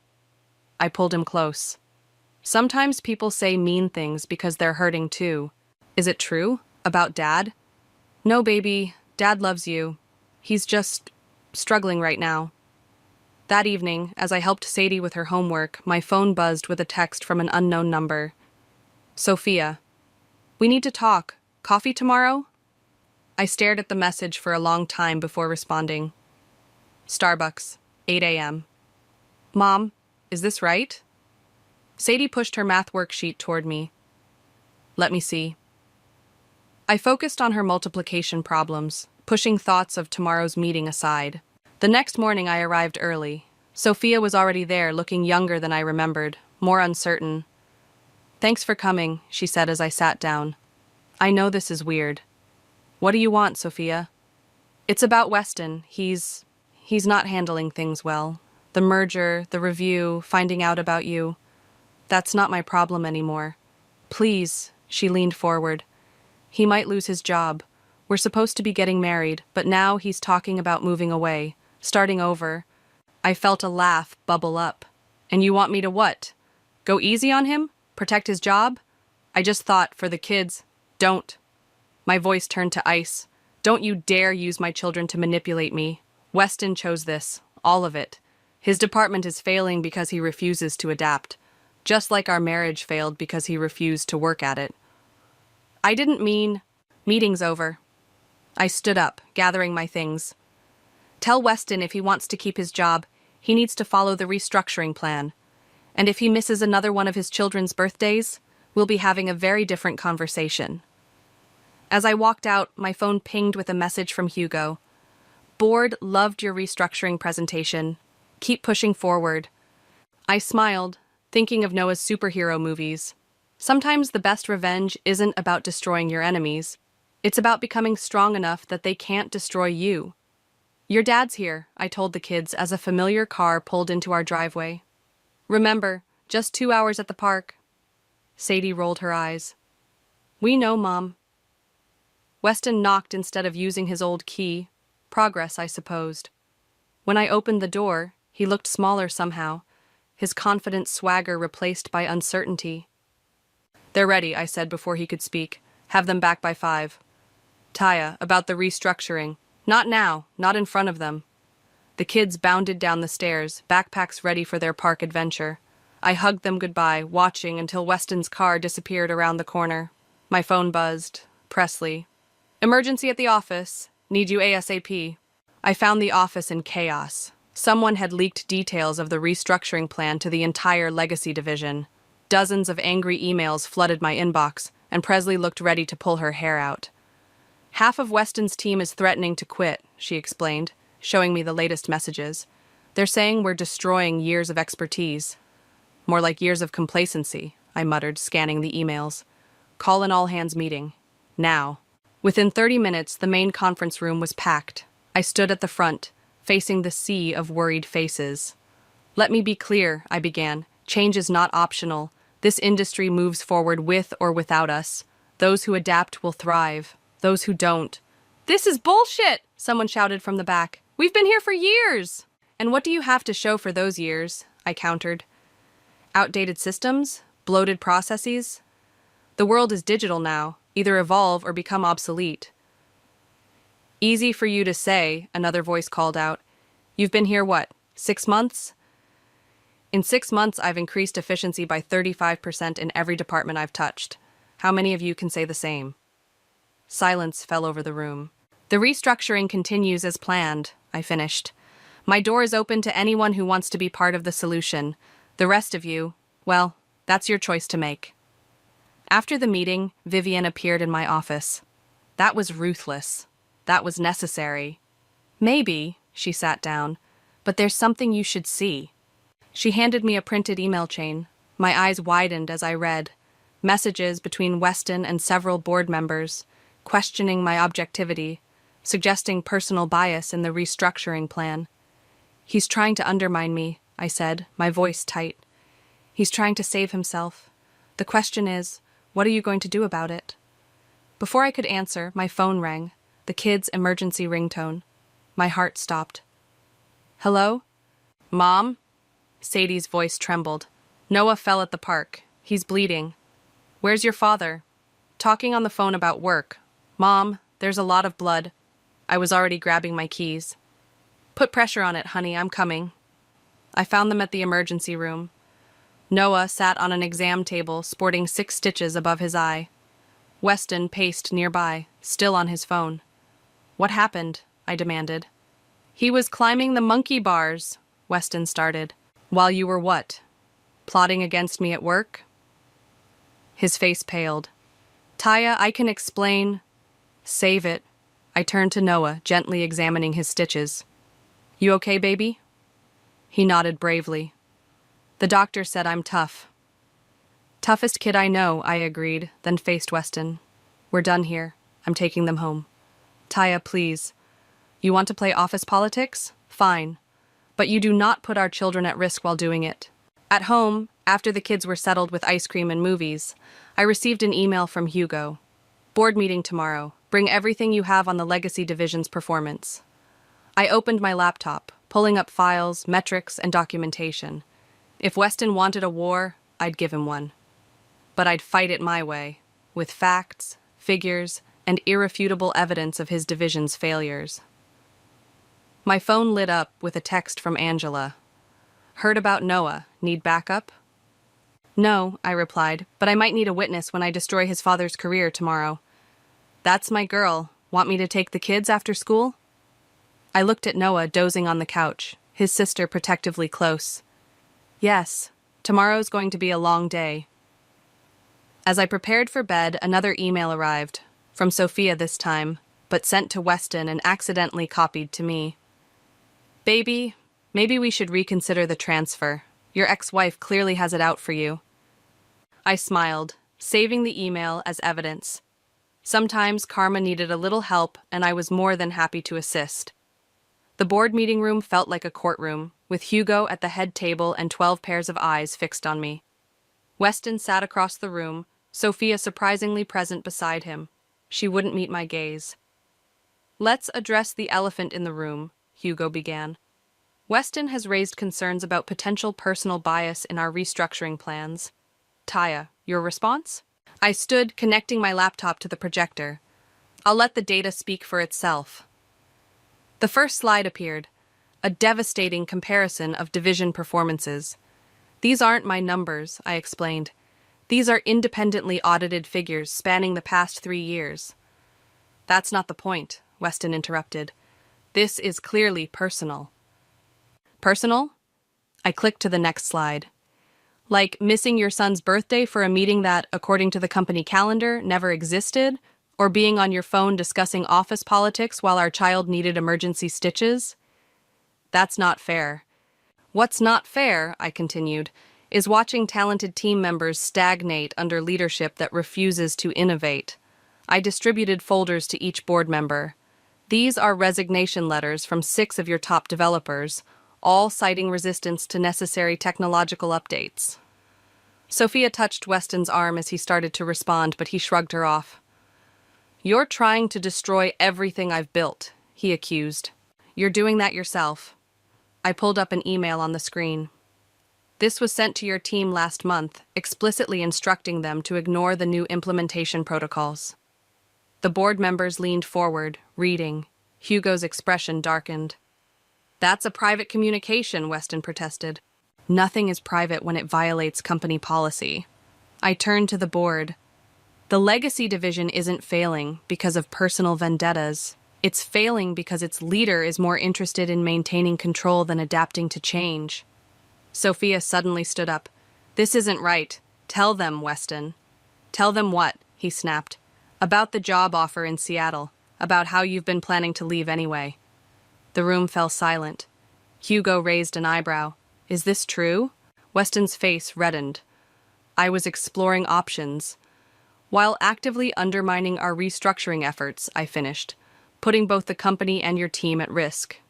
I think we've heard enough, Hugo announced.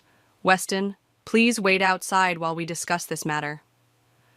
As Weston and Sophia left, I caught a glimpse of their expressions, his angry, hers disappointed. The sight brought no satisfaction, only a hollow feeling in my chest. 20 minutes later, Hugo called me to his office. The board has decided to accelerate the restructuring, he said. Weston will be offered a choice: accept a demotion or take a severance package. And if he fights it? The evidence is clear. He won't win. My phone buzzed. Angela. Kids are good. Noah's showing off his stitches like battle wounds. You okay? Before I could respond, there was a knock. Sophia stood in the doorway. Can we talk? She asked. Alone? Hugo nodded, leaving us. I'm sorry, she said immediately. About everything. The park incident, the undermining, all of it. Why are you telling me this? Because you should know. He did the same thing to me that he did to you. Made promises, blamed others for his failures. Always had an escape plan ready. I sat down heavily. The Seattle job?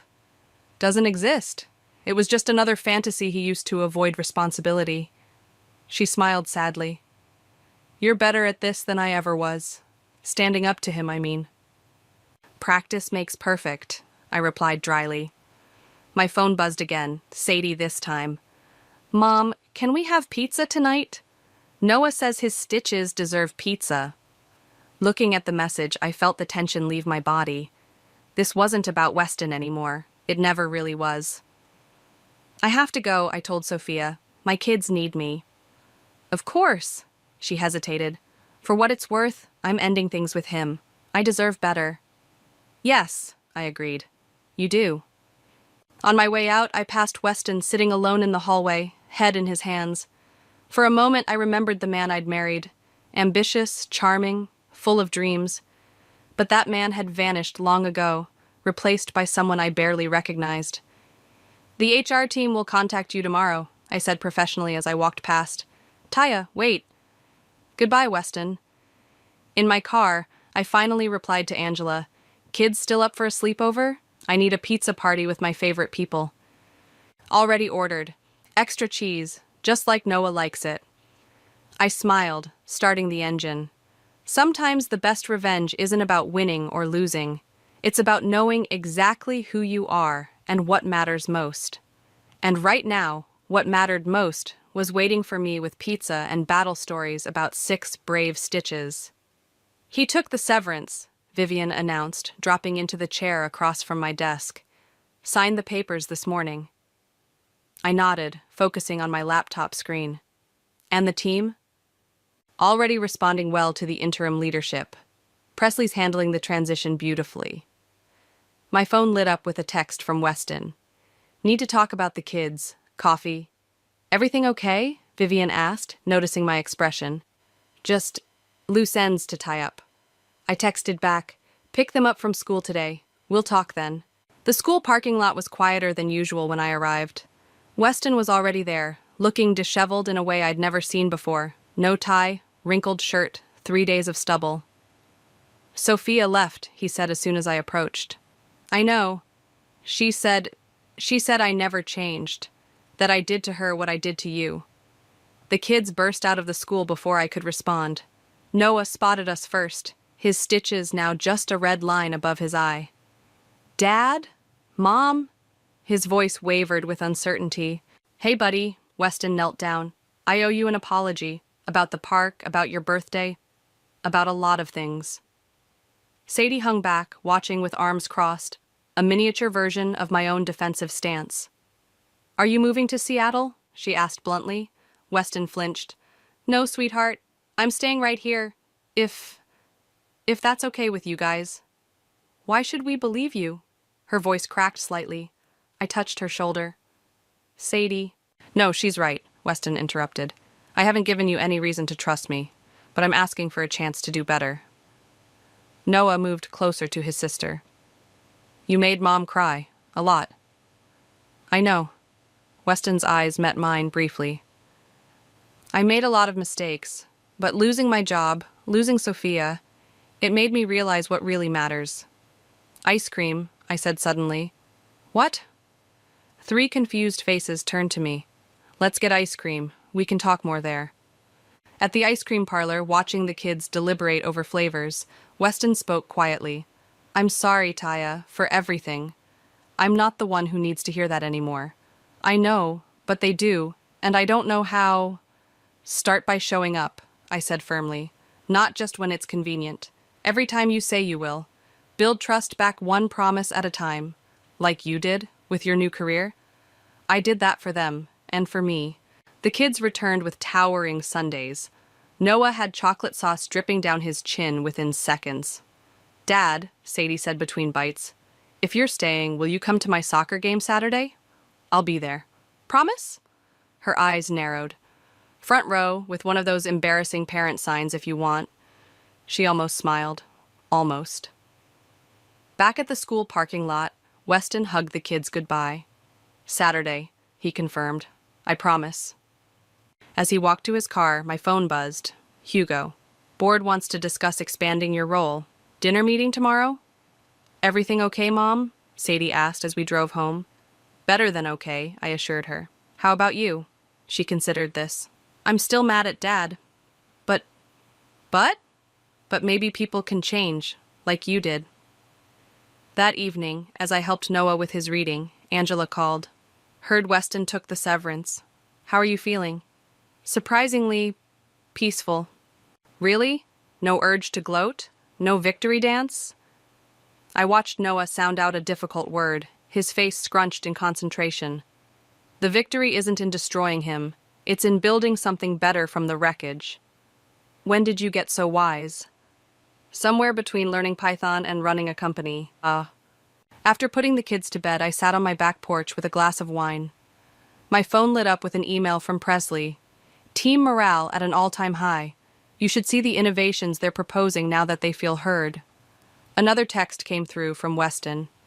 Thank you, for today, for not telling them about Seattle, for everything. I didn't reply. Some messages don't need answers. Some chapters need to close quietly. Instead, I opened my laptop and began working on tomorrow's presentation for the board. On my screen, lines of code merged with business projections, creating something new, something better, just like us. Mom, Dad's sign is so embarrassing, Sadie groaned, but I caught her secret smile as she ran onto the soccer field. True to his word, Weston stood on the sidelines holding a glitter-covered poster that read, Go Sadie, kick some grass. Noah sat beside him, adding more sparkles to the already bedazzled creation. I settled into my camping chair, laptop balanced on my knees. The quarterly reports could wait. My daughter was about to play striker for the first time. Quite the sign, Vivian commented, surprising me as she claimed the chair next to mine.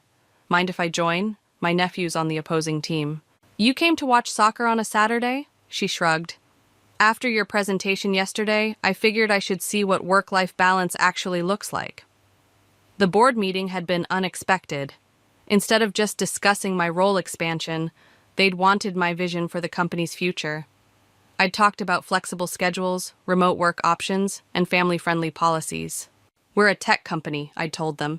We should be leading the way in how people work, not just what they work on. On the field, Sadie intercepted a pass. The crowd cheered as she dribbled toward the goal. That's my girl, Weston shouted, waving his sign wildly. He's different, Vivian observed. He's trying, I corrected. That's what matters. Sadie scored, and Noah launched himself at his father in celebration, sending glitter everywhere. I couldn't help laughing at their sparkly joy. My phone buzzed. Angela. Sorry I'm late. Traffic. Did I miss anything? Just your goddaughter's first goal as striker. What? Stall the game. I'm 5 minutes away. During halftime, Weston approached my chair. Hugo called me yesterday. Oh? He's offering me a consulting position. Said something about valuable institutional knowledge that shouldn't go to waste. He paused. Did you... The company needs people who understand its history, I said, as long as they're also willing to embrace its future. Thank you. Don't thank me. Prove it was the right call. The second half started, and Angela finally arrived, bearing victory popsicles for after the game. As we watched Sadie play, I felt my laptop sliding off my knees. "I'll take that," Vivian said, catching it. "You've got a game to watch." When the final whistle blew, Sadie's team had won 3-1. She ran to us, sweaty and beaming. "Did you see? Did you see my goal?" "We all saw," I assured her, pulling her close despite the sweat. "Every amazing second. Even the part where I stole the ball from that kid who called Noah names last week?" "Especially that part," Weston grinned. Later, at the post-game pizza celebration, I watched my children. Noah was teaching Weston some coding basics he'd learned from me, while Sadie regaled Angela with a play-by-play of her victory.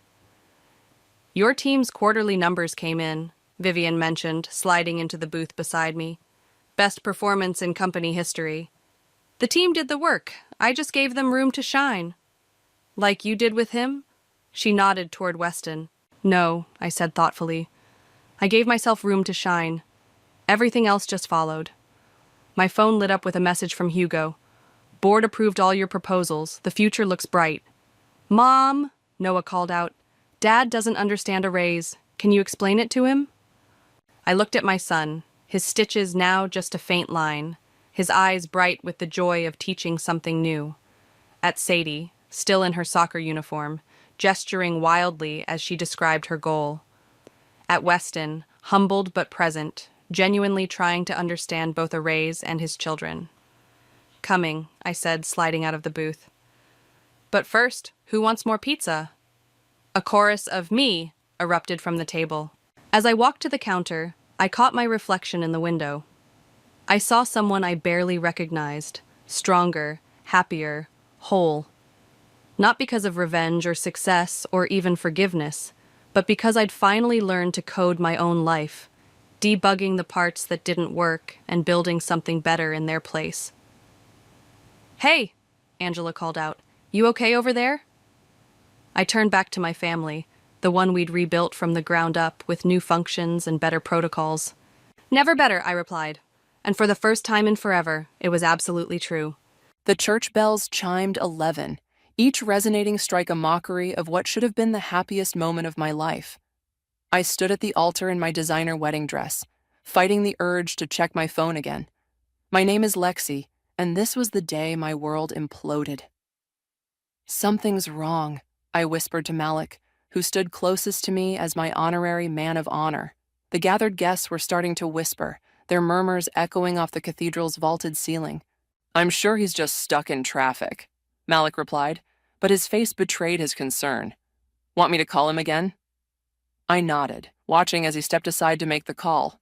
My eyes scanned the crowded pews, noting the conspicuous absence of my mother, Josephine. She'd texted earlier claiming a migraine, saying she'd try to make it for the ceremony. Now her absence felt like a warning sign I should have heeded. The church doors burst open and my heart leaped, only to sink when I saw Brandon, our photographer, rushing in. "Sorry, got held up outside with—" He trailed off, his expression shifting from apologetic to alarmed.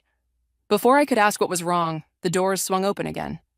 Tristan walked in, but not in his wedding suit.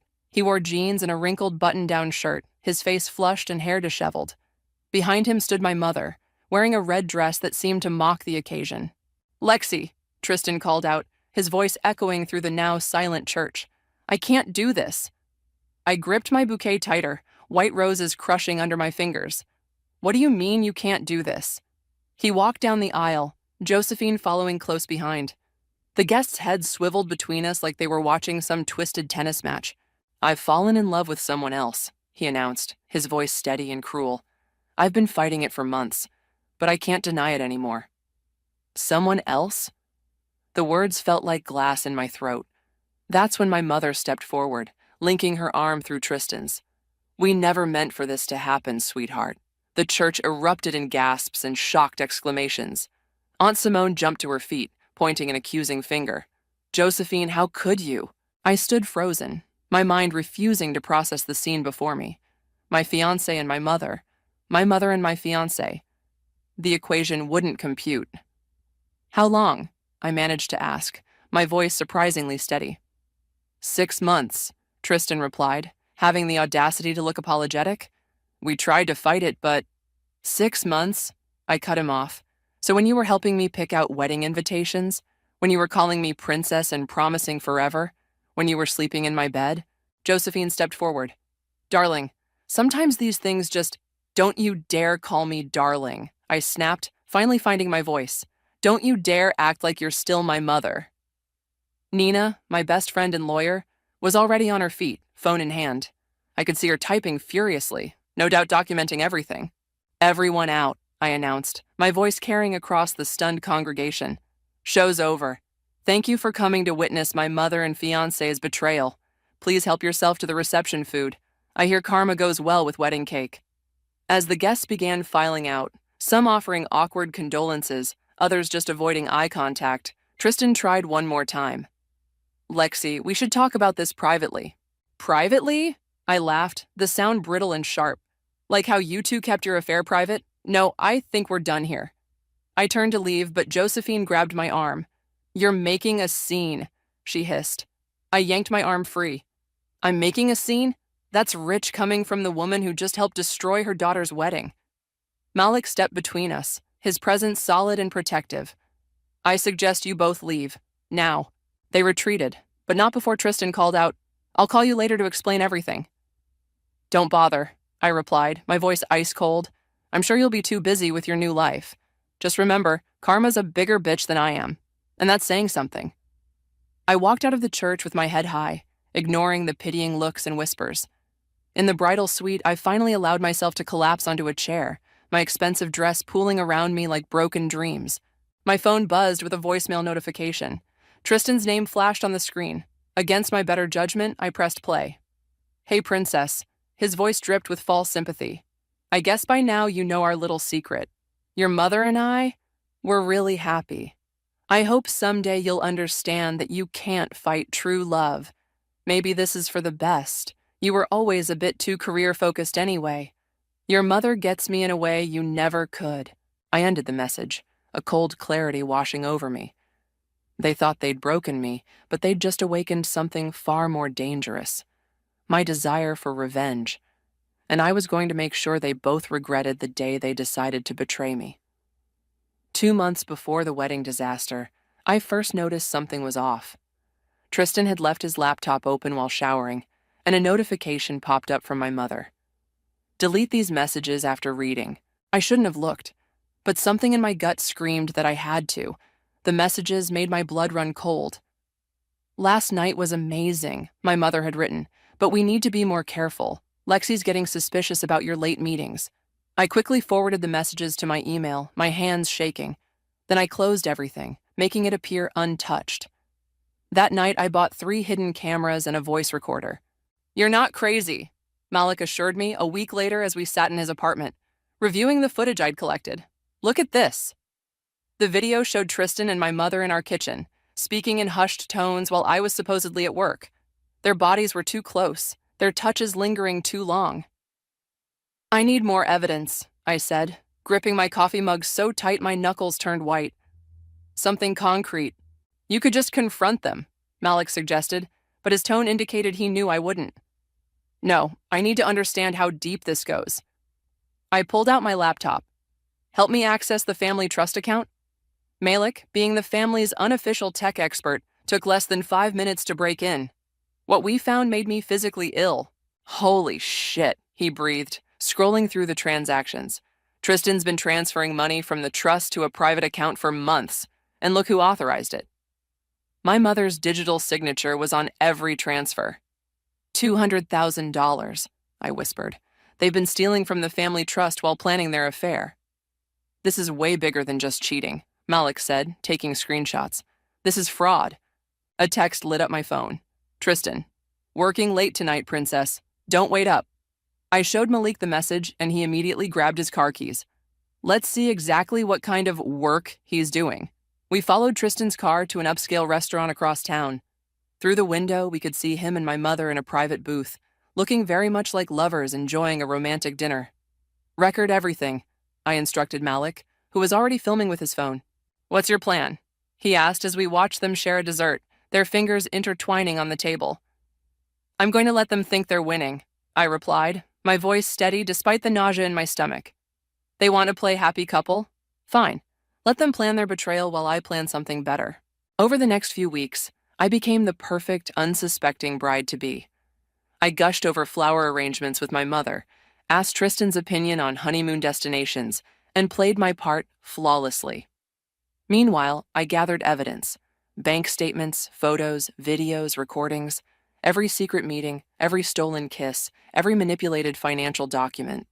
"You're scary good at this," Nina commented one evening as I showed her the growing file of evidence. "But are you sure you want to wait? We could stop the wedding now." I shook my head. They need to feel the humiliation I feel. Everyone needs to see who they really are. The financial fraud alone could put them both in serious legal trouble, Nina mused, reviewing the documents. Add in the breach of fiduciary duty since your mother's a trustee. I want them to lose everything, I said coldly. Their reputation, their money, their dignity, just like they're taking everything from me. The day before the wedding, I got my final piece of evidence. I'd accidentally left my phone recording in my mother's study during the rehearsal dinner. "Tomorrow's going to be difficult," Tristan's voice played through my earphones as I listened later that night. "But once it's done, we'll be free." "Are you sure you want to do it this way?" my mother asked. "We could just tell her privately." "No," Tristan replied firmly. "She needs to understand she never really had me. Public humiliation will keep her from fighting back. You know how she is, always trying to control everything." "You're right," my mother agreed. "And once we're together openly, we can access the rest of the trust fund. I've already spoken to the lawyers about removing her as a beneficiary." I stopped the recording, my hands steady as I added it to my evidence file. They thought tomorrow would be their triumph, their grand revelation of true love conquering all. They had no idea I'd been 10 steps ahead of them the entire time. "Everything's ready," I texted Malik. "Tomorrow they'll learn what real humiliation feels like." His response came quickly. "I've got your back. Time to show them who they're really dealing with." I closed my laptop and smiled. Tomorrow they thought they were destroying my wedding. Instead, they were walking straight into my trap. The day after the wedding disaster, I sat in Nina's office, surrounded by manila folders and legal documents. My wedding dress hung like a ghost in its garment bag against the wall. "They've already started moving more money," Nina said, tapping her keyboard. "Another 50,000 transferred this morning." "They're getting sloppy," I replied, scrolling through my phone. "Probably think I'm too devastated to notice." Nina leaned forward, her expression serious. "We need to move fast. I can file for an emergency injunction to freeze the trust assets, but..."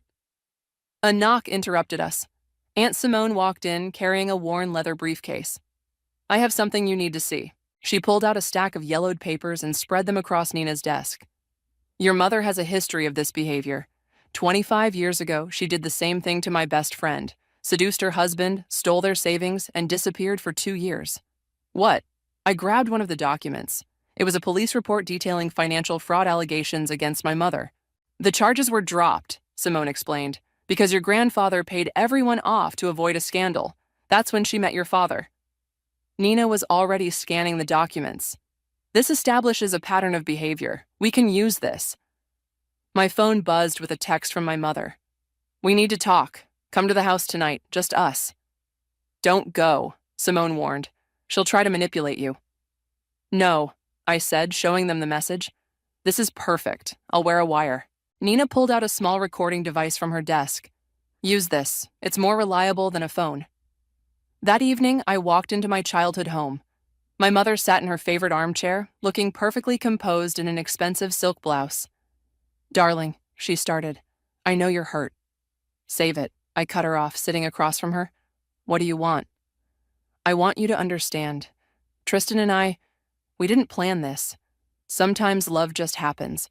I laughed bitterly. "Love? Is that what you call embezzling money from the family trust?" Her face paled slightly. "I don't know what you're talking about. $250,000, Mother. That's how much you and Tristan have stolen so far. Want to explain that?" She stood up, her composure cracking. "You've been spying on us? Like you've been betraying me? Funny how that works." "Listen carefully," she hissed, her maternal mask slipping completely. "If you pursue this, you'll regret it. I'm still a trustee. One signature from me and you'll lose everything." I smiled, touching the recording device hidden under my shirt. Is that a threat? It's a promise. Back off, Lexi, you can't win this. You know what's interesting? I stood up, matching her stance. You're so focused on the money, you haven't even apologized for sleeping with my fiancé. He never loved you, she spat. You were just convenient, a way to get close to the family money. We've been laughing about it for months. Perfect. Got it all on tape. Goodbye, Mother, I said calmly, walking toward the door. See you in court. You ungrateful little... She grabbed my arm, her nails digging in.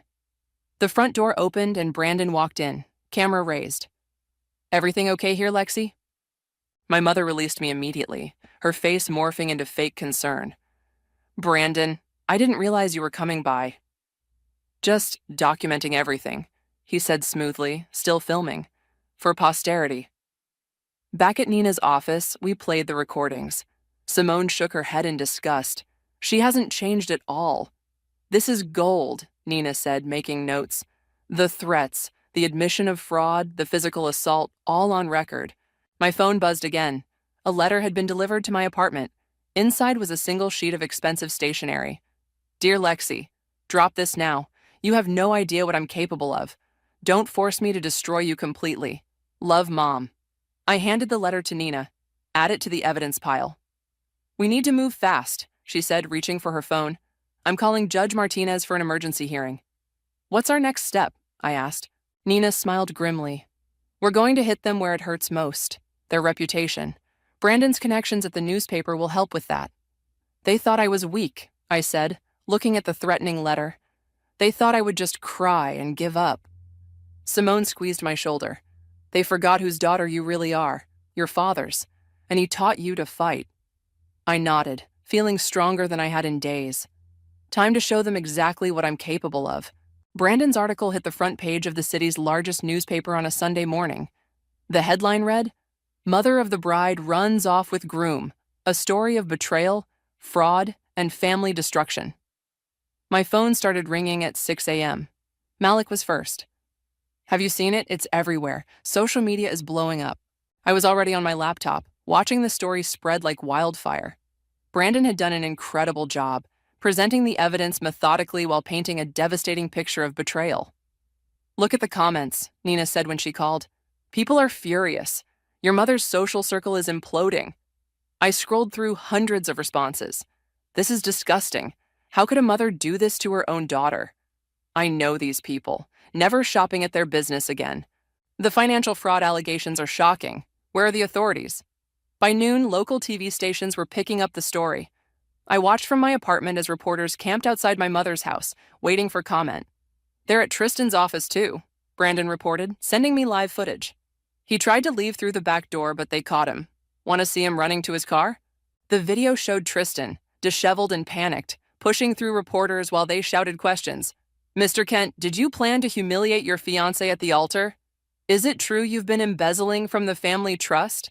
How long were you sleeping with your future mother-in-law? My phone buzzed with a text from Tristan. What have you done? This is insane. Call them off. I replied with a screenshot of his gloating voicemail from the wedding day. Karma's funny that way. The doorbell rang. It was Nina with a stack of papers. The judge granted our emergency injunction. The trust is frozen. They can't touch another penny. How are they taking it? Your mother's lawyer called 3 times already. They're desperate to settle. I shook my head.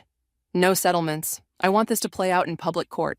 My laptop pinged with an email notification. It was from my father's sister in Europe. Just saw the news. Your mother did the same thing to our family 20 years ago. I have documents to prove it. Want them? Forward everything to Nina, I replied immediately. More messages poured in. Old friends of my mother's, former business associates, even her college roommate. Each had a story, a warning, a piece of evidence showing her pattern of destruction. You've started an avalanche, Malik said, bringing over lunch. Look at this. He showed me a social media post from one of my mother's closest friends. After 15 years of friendship, I'm horrified to learn the truth about Josephine. To all the families she's destroyed. I'm so sorry I didn't see it sooner. The post had thousands of shares. Brandon called again. Local business groups are distancing themselves. Your mother's been asked to resign from 3 charity boards already. What about Tristan's firm? I asked. They've put him on indefinite leave. Clients are threatening to pull their accounts. My doorbell rang again. This time it was a young woman I'd never met. I'm Rachel, she said nervously. Your mother and my ex-husband. 3 years ago. I never had proof, but seeing your story, I invited her in, recording her testimony as she described an identical pattern. The seduction, the gaslighting, the financial manipulation. I lost everything, Rachel said, wiping tears. I thought I was crazy. Thank you for exposing them. By evening, Justice for Lexi was trending locally. People gathered outside my mother's house with signs, "Shame on you," and "Money can't buy morals." Tristan tried calling again. I let it go to voicemail. "Please, Lexi, this is destroying us. We'll return the money. We'll do anything. Just call off the media." I forwarded the voicemail to Nina. More evidence of guilt. "Your story's been picked up by national news," Brandon reported. "They want interviews." "Set them up," I agreed. It's time everyone knew the truth. My phone lit up with another text, this time from my mother. "You think you've won? Watch your back. This isn't over." I showed the message to Nina, who added it to our growing file of threats. "She's right about one thing," I said, watching more news vans arrive outside my mother's house. "This isn't over, it's just beginning." "Are you ready for what comes next?" Malik asked. "Once we go to court, everything will be public record." I looked at Rachel, still sharing her story of betrayal, then at the growing media circus outside, and finally at the stack of evidence on my coffee table. "I'm ready," I said firmly. They wanted to humiliate me in front of everyone. Now everyone will see exactly who they really are. The news anchor on TV announced, "Coming up, the wedding scandal that exposed a pattern of fraud and betrayal. Stay tuned for exclusive details." I smiled. The truth was finally coming out, and there was nothing they could do to stop it. The courthouse steps were packed with reporters as Nina and I made our way inside.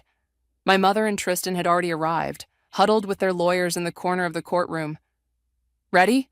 Nina whispered, organizing our evidence files. I nodded, keeping my eyes forward. My mother wore her favorite victim outfit, modest navy dress, pearls, minimal makeup. Tristan looked exhausted, his designer suit wrinkled. "All rise." The bailiff called as Judge Martinez entered. "Your Honor," my mother's lawyer began, "we'd like to propose a settlement." "No," Nina interrupted firmly. "My client declines any settlement offers. We want this on record." The judge nodded. "Proceed with your opening statement, counselor." Nina stood, her heels clicking on the hardwood floor. This case is about more than a broken engagement. It's about systematic fraud, betrayal, and the deliberate destruction of a family for financial gain. She played the recording from my mother's house. The threat about disinheriting me echoed through the courtroom. My mother's face tightened.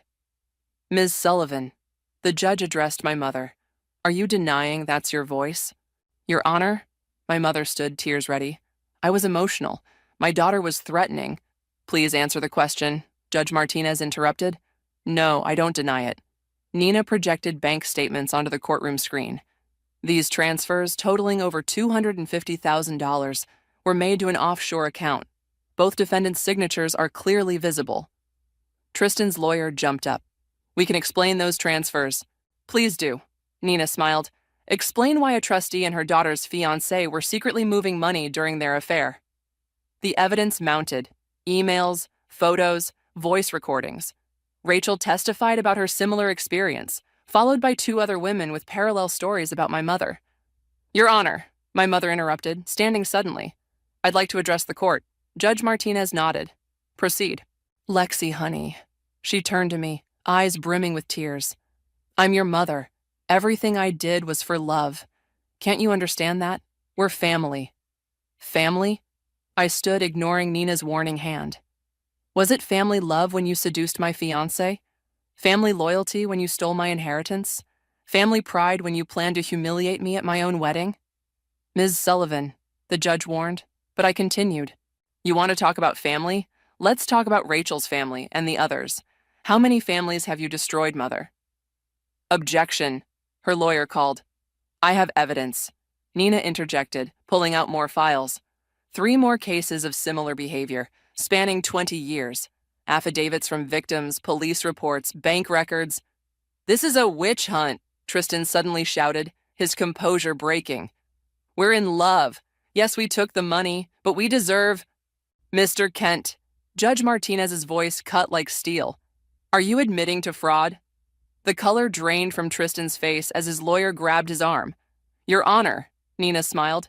I believe that's a confession. My mother stood again, her mask cracking. You ungrateful little bitch. After everything I've done for you, Mrs. Sullivan, the judge slammed her gavel. One more outburst and I'll hold you in contempt. The proceedings continued. Nina presented evidence of their planned betrayal, the calculated timing of the wedding humiliation, the systematic draining of funds. The defense's actions show clear malicious intent, Nina concluded. We ask for full financial restitution, punitive damages, and a restraining order against both defendants. Judge Martinez reviewed the evidence silently. The courtroom held its breath. Given the overwhelming evidence and Mr. Kent's admission of fraud, she began, I'm granting the plaintiff's requests in full. Additionally, I'm referring this case to the district attorney for potential criminal charges. My mother collapsed into her chair. Tristan looked like he might vomit. Furthermore, the judge continued, Mrs. Sullivan is removed as trustee, effective immediately. The trust will be frozen pending a full audit. Your Honor, please. My mother tried one last time. Mrs. Sullivan, you've demonstrated a pattern of predatory behavior spanning decades. This court finds your actions particularly egregious given the betrayal of your own daughter. Your fortunate criminal charges weren't filed years ago. Outside the courthouse, reporters swarmed us.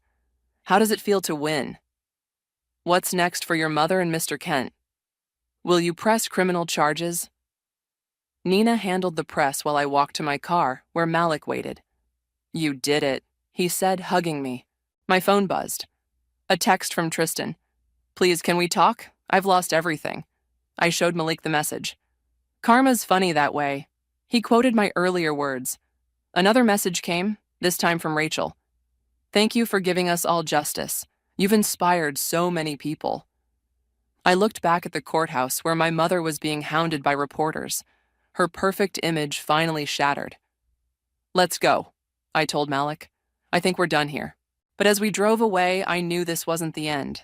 It was just the beginning of their downfall. My father's call came late that night. I'm outside your apartment, he said, his voice heavy. Can we talk? I found him sitting in his car, looking older than I'd ever seen him. Hey, Dad.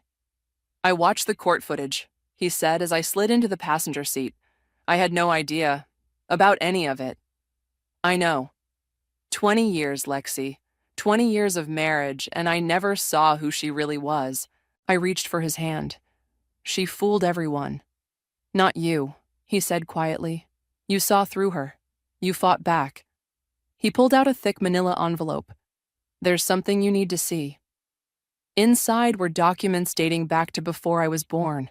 Bank statements, letters, photographs, all showing a pattern of manipulation and deceit spanning my mother's entire adult life. I found these in her study after the wedding, he explained. She's been doing this for decades. Different names, different cities, but always the same pattern. Why didn't you bring these to court?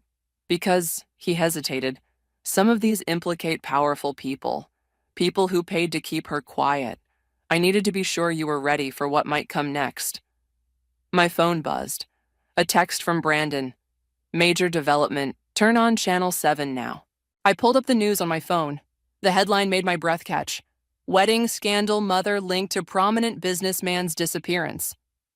That's why I'm here, my father said, watching the report. They're reopening the case of Robert Walsh's disappearance from 15 years ago. Your mother was the last person to see him alive. What? She was having an affair with him. He vanished 2 days after threatening to expose her schemes. A knock on the car window made us both jump. It was Nina. Sorry to interrupt, she said when I rolled down the window. But we have a situation. Your mother's trying to leave the country. What? Airport security stopped her an hour ago. She had fake passports and over $50,000 in cash. My father's face hardened. She's running, just like before. There's more, Nina continued. Tristan's agreed to testify against her. He's telling everything. My phone lit up with another message, this time from my mother. Meet me. 1 hour, the old boathouse. Come alone or everything burns. Don't go, my father and Nina said simultaneously. She's desperate, I replied, showing them the message, which means she's dangerous. Then we do this smart, Nina said, already dialing. I'm calling Detective Rodriguez. An hour later, I approached the boathouse wearing a wire, with police hidden nearby. My mother stood by the water, still in her court outfit. I knew you'd come, she said without turning around. What do you want? She finally faced me, her expression eerily calm. Did you ever wonder why your father's business suddenly succeeded 20 years ago? What are you talking about? Robert Walsh didn't just disappear, she smiled coldly. He made a significant investment first. Your comfortable childhood, your trust fund, all built on secrets I've kept. Are you threatening Dad now? I'm offering you a choice. Drop everything, the charges, the investigation, all of it, and these documents stay buried. She patted her handbag. Or watch your father go down with me. You're bluffing. Am I? She pulled out a file. Your father's signature is on every document. He knew, Lexi. He always knew. I stepped closer, seeing the papers in the dim light. They looked authentic. You really are a monster, I whispered. I'm a survivor, she corrected. Something you clearly inherited. So, what's it going to be? Your revenge or your father's freedom? I reached for the file. As soon as she released it, Detective Rodriguez emerged from the shadows. Josephine Sullivan, you're under arrest for attempted extortion and flight risk. You wore a wire? She hissed at me. My own daughter? I learned from the best, I replied, watching as they handcuffed her. By the way, Dad's already talking to the FBI. Has been for weeks. Those documents, they'll make great evidence. Her face contorted with rage as they led her away. This isn't over. Actually, I called after her, it is. And Mom, orange is definitely not your color. Later, reviewing the recording with Nina and my father, I felt strangely empty. You okay? Nina asked. She was ready to destroy everyone, I said, even her own family. My father squeezed my shoulder, but she didn't count on you being stronger than her. My phone buzzed with a news alert. Socialite arrested, new evidence in cold case. What happens now? I asked. Now, Nina smiled grimly. We make sure she never hurts another family again. The weight of the evidence file felt heavy in my hands. It wasn't just about my revenge anymore. It was about justice for everyone she'd ever hurt. The final court session felt like a circus. News vans clogged the streets, and the courtroom was packed with reporters, victims, and curious onlookers. All rise. The bailiff called as Judge Martinez entered. My mother sat at the defendant's table, wearing prison orange instead of her designer clothes. Tristan was beside her, but they wouldn't even look at each other now. Before we proceed, Judge Martinez began. The court has received Mr. Kent's testimony and cooperation agreement. Tristan stood, his voice shaking. Your Honor, I want to apologize to Lexi publicly. What we did was cruel and calculated. Mrs. Sullivan, she manipulated me, but I was willing to be manipulated. The money, the thrill of secrecy, I lost myself. Save the performance, I muttered, but Nina shushed me. Furthermore, he continued, I can confirm that Mrs. Sullivan confessed to me about Robert Walsh. She bragged about it one night after too much wine. Said he was, quote, just another man who underestimated her. The courtroom erupted in whispers. My mother's lawyer jumped up to object, but she waved him down. If I'm going down, she announced, standing, I'm doing it my way. She turned to face the gallery. Yes, I took advantage of weak men and their money. Yes, I engineered situations for my benefit. And yes, Robert Walsh threatened to expose me, so I handled it. I've spent my entire life watching men take what they want. I simply learned to play their game better. Mrs. Sullivan, the judge warned, are you confessing to Mr. Walsh's disappearance? She smiled coldly. I'm confessing that men like Robert Walsh, like Tristan here, like all of them, they see what they want to see. A helpless woman, a seductress, a victim. I gave them their fantasy while taking everything they had. And your daughter? Judge Martinez asked. Was she just another mark? For the first time, my mother's composure cracked. Lexi was supposed to understand. She's my daughter. She has my blood, my instincts. Instead, she chose to be weak like her father. Weak? I stood up, ignoring Nina's attempt to stop me. I exposed you. I brought you down. How is that weak? You could have joined me, she hissed.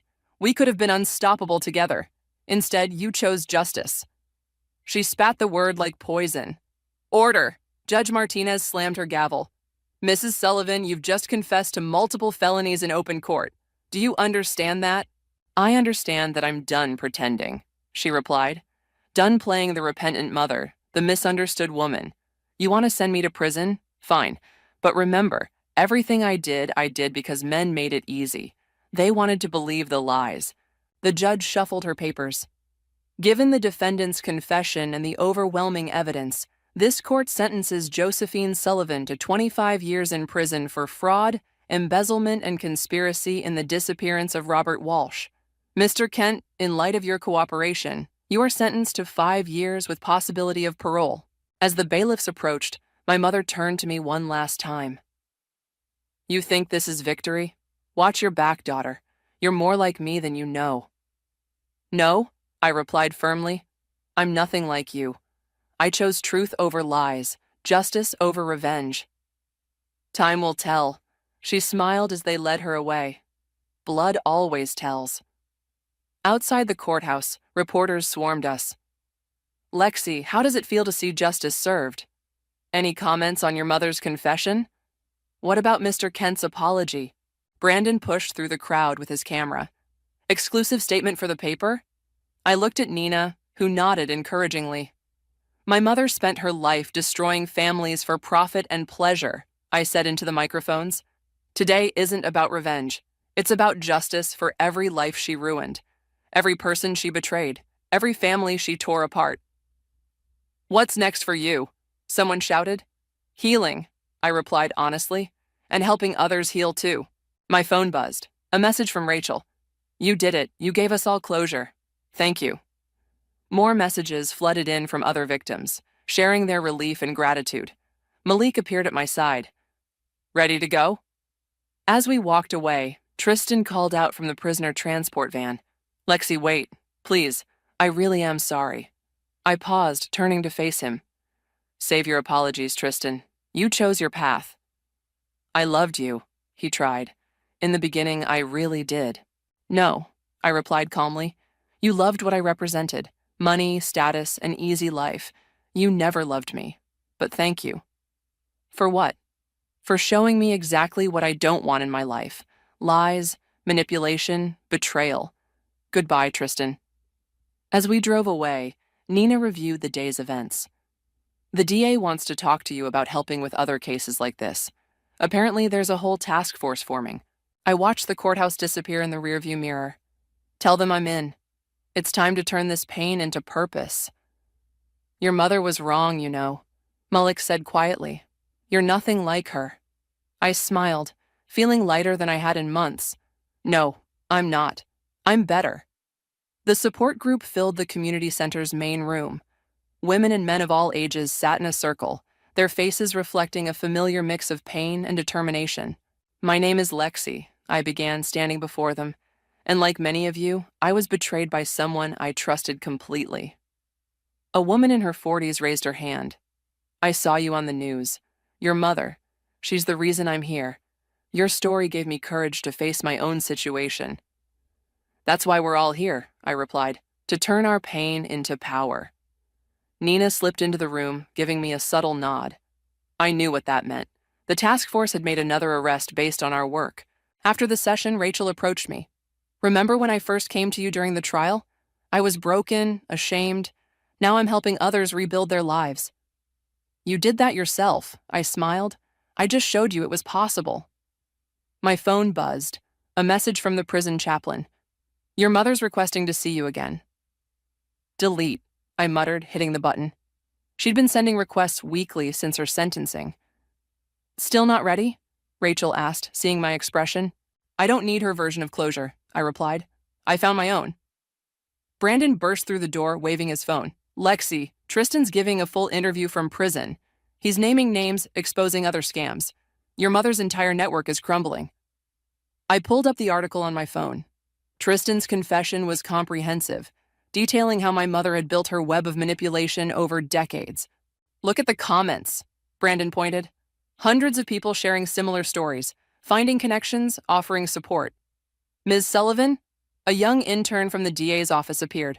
We've found 3 more cases matching your mother's pattern.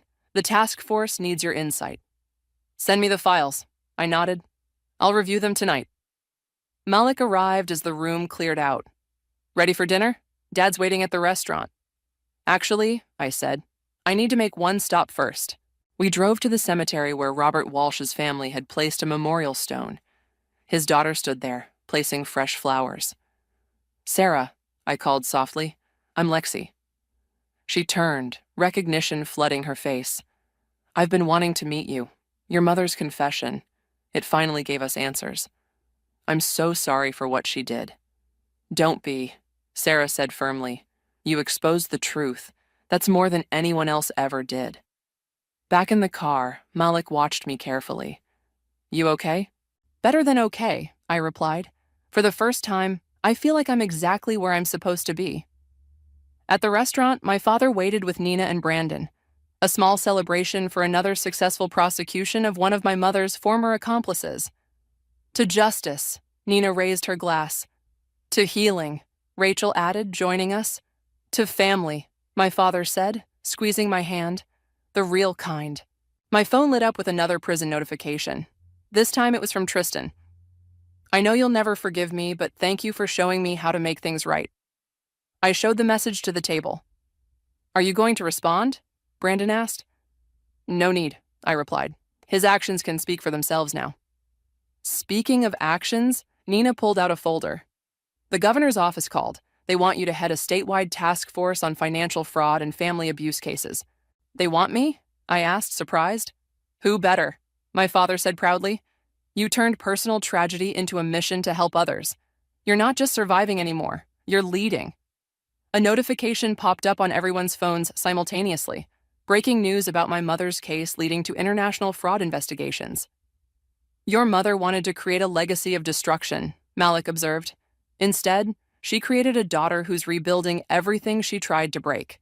We're rebuilding, I corrected, looking around the table at my chosen family. All of us. Sarah joined us, pulling up a chair. Room for one more? Always room for healing hearts. I smiled. My phone buzzed one final time. A message from the prison chaplain. Your mother asked me to tell you she's proud of what you've become. Should I relay your response? I typed quickly. Tell her thank you. She taught me exactly what kind of person I never want to be. That's the greatest gift she could have given me. Looking around the table at these faces, friends, family, fellow survivors, I felt something I hadn't expected. Peace. Not because the pain was gone, but because we'd transformed it into purpose. So, Nina raised her glass again. What's next? I smiled, thinking of all the people still needing help, still fighting their own battles against betrayal and abuse. We keep going, I replied. We keep helping, we keep healing, together. The glasses clinked, and in that moment, I knew. This wasn't just an ending, it was a beginning. My beginning. Our beginning. The bank statement trembled in my hands as I stared at the unfamiliar account number. 6 figures, quietly tucked away in some offshore haven I'd never heard of. My husband's name was right there in black and white, along with a transaction history that made my stomach turn. I'm Esme, and this is how I discovered my husband and sister had been planning to destroy my life. Jorge? I called out, my voice echoing through our empty house. The silence that greeted me was deafening. His closet stood open, half empty, like a wound in our bedroom wall. My hands shook as I dialed his number, but it went straight to voicemail. The front door clicked open. For a moment, my heart leaped, but it was just Ella, my best friend, letting herself in with the spare key. Esme, you sounded weird on the phone. What's wrong?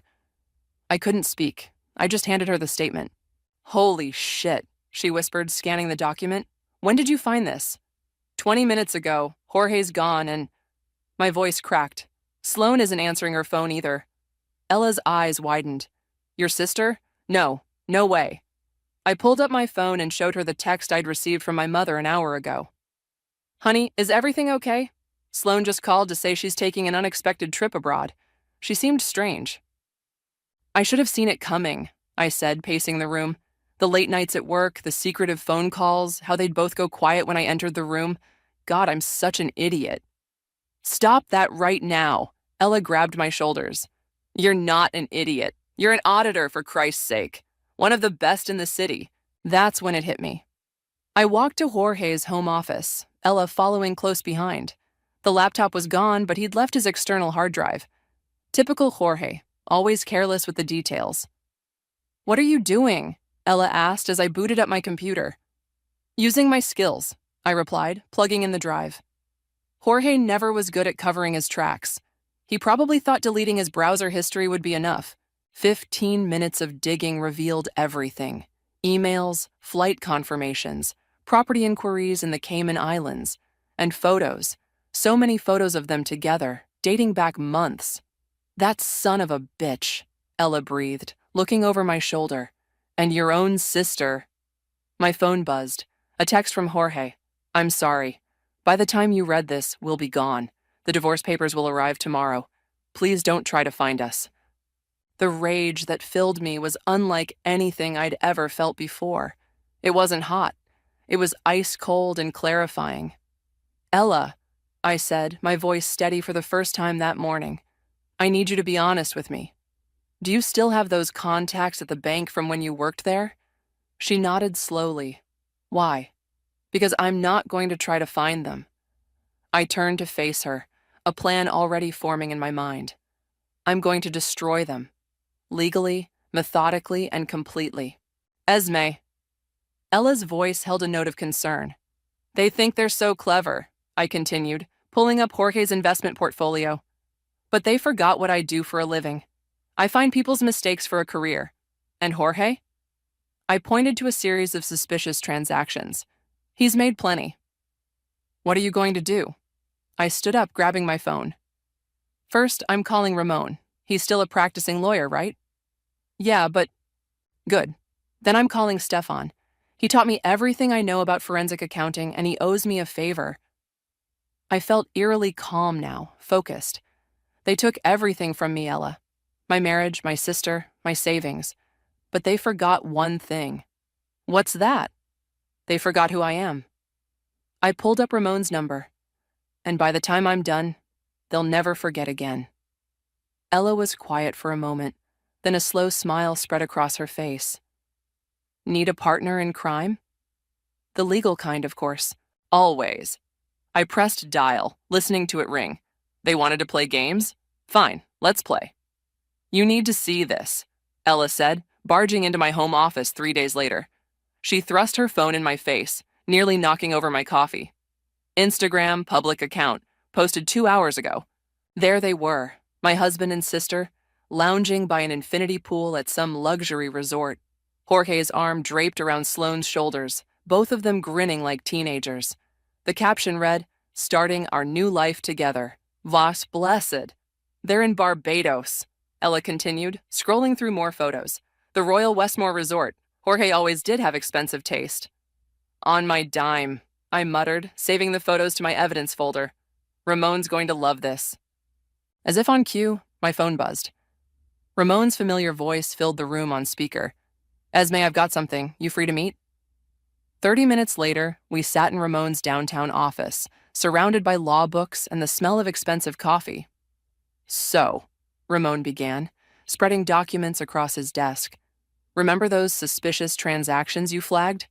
They're connected to a shell company Jorge set up 3 months ago. He's been funneling money through it, probably thinking he's clever. But, I leaned forward, but he made a rookie mistake. The company's registered in Delaware, but he's been operating it from your home address. That's a clear violation of corporate registration laws. Ella, who'd insisted on coming along, spoke up. What does that mean for us? It means, Ramon smiled, we can freeze those assets pending investigation. He won't be able to touch that money until this is sorted out. I felt a flutter of satisfaction. How long will that take? With the evidence you've gathered, could be months, maybe longer. Ramon's eyes twinkled. Plenty of time for the rest of your plan. My phone buzzed again. This time it was Stefan, my old mentor. Perfect timing, I said, answering. You're on speaker. Esme, darling. Stefan's gravelly voice filled the room.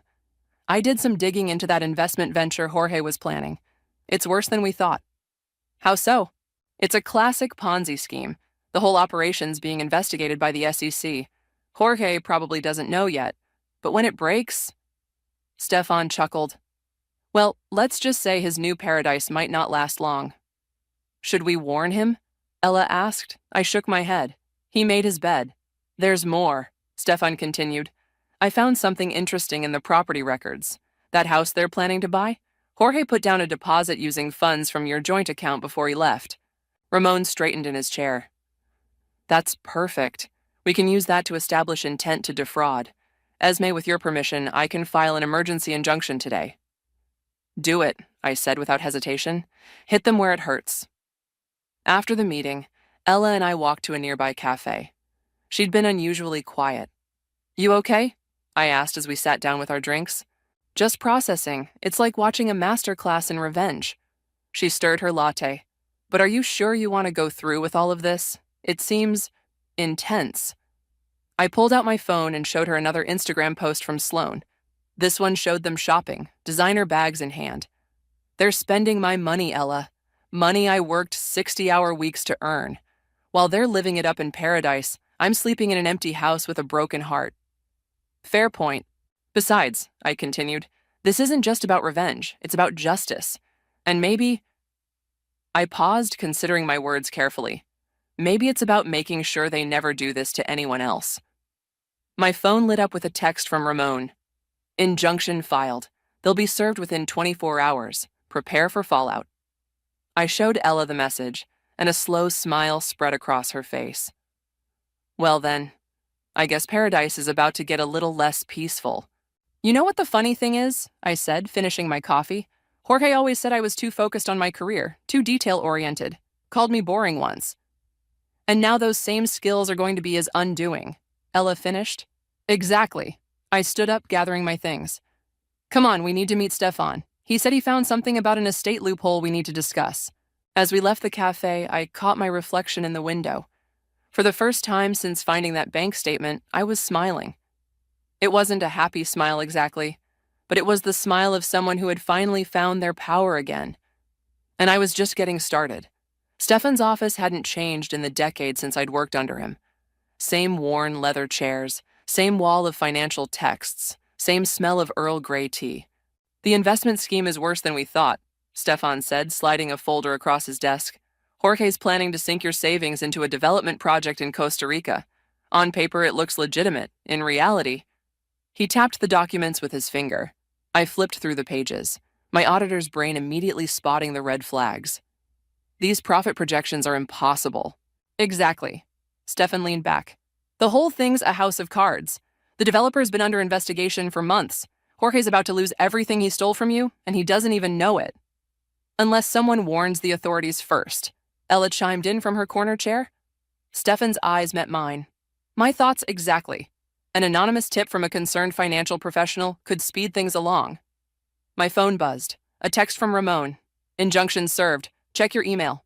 I pulled up my inbox to find a video attachment. The security camera footage from the Royal Westmore Resort showed Jorge being handed the legal documents poolside. His face turned from confusion to rage in seconds. Sloan, sitting beside him, jumped up and started gesturing wildly. Oh, this is better than Netflix, Ella said, watching over my shoulder. That's just the appetizer, Stefan said, pulling out another folder. Remember that estate planning we did last year? The one Jorge insisted on? Of course, he was obsessed with protecting our assets. Well, Stefan smiled. He made a crucial mistake. The trust he set up? He never filed the final paperwork to remove your access. You're still listed as primary trustee. I sat up straighter. What does that mean? It means you can legally challenge any major financial decisions he makes using trust assets, including, Stefan paused for effect, that luxury condo they just put a deposit on. My phone buzzed again. This time it was an email from Jorge. What the hell are you doing? Call off your lawyers, or you'll regret it. Empty threats, Ramon said when I called him. He's panicking. The development company just got served with a federal warrant, and your anonymous tip about Jorge's involvement is being investigated. How long until it all falls apart? Days, maybe hours. The SEC doesn't mess around with these cases. That evening, Ella and I sat on my patio, watching the sunset and sipping wine. My laptop was open, showing Jorge and Sloane's increasingly frantic social media posts. "Look at this one," Ella pointed. "Sometimes people try to destroy you, but karma knows the truth. The irony is incredible." "They still think they're the victims," I said, closing the laptop, "even now." "Speaking of karma," Ella hesitated. "Stefan mentioned something about Sloane's old trust fund, the one from your grandparents." "What about it?" "Apparently, there's a morality clause. If any beneficiary is found to be involved in fraudulent activities—" I nearly choked on my wine. "Are you serious?" "Stefan's looking into it, but if it's true and if Jorge's investment scheme is proven fraudulent, Sloane loses everything. Not just what they stole from me, but her inheritance too." The thought should have made me sad. Instead, I felt oddly peaceful. My phone lit up with a notification. The SEC had issued their preliminary findings on the Costa Rica development scheme. Jorge's name was prominently featured. "Turn on the news," I texted Ramon. Minutes later, the story broke across financial networks. "Major investment fraud uncovered. Dozens of investors at risk." Jorge's company was listed among the primary participants. Ella refreshed Instagram. Jorge and Sloane's accounts had both gone dark. "What now?" she asked. "Now we wait," I said, pouring more wine. "The dominoes are falling exactly where they should." My phone buzzed one final time that evening. A message from Sloane. "Sis, please, we need to talk. Things aren't what they seem." I showed the message to Ella, who snorted. The nerve of her. "You know what's funny?" I said, deleting the message without responding. "They thought they were so clever, running off to paradise with my money. But they forgot the most important thing about paradise." "What's that?" "Paradise is expensive. And now?" I smiled, watching the last rays of sun disappear. Now they can't afford it. The next morning, Stefan called with news that made everything even sweeter. "The morality clause is valid," he said. "And Sloane's trust fund? It's already been frozen pending investigation." I hung up and looked at myself in the mirror.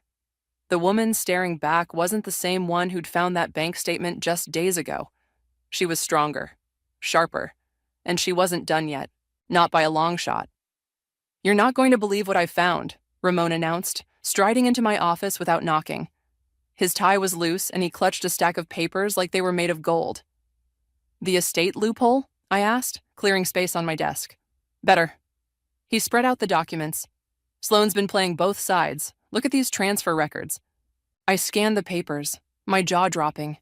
Hidden accounts, secret transfers, all in Sloane's name alone. She'd been siphoning money from Jorge, even as they planned their escape together. "Your sister's been busy," Ramon said. "She's got accounts Jorge doesn't know about.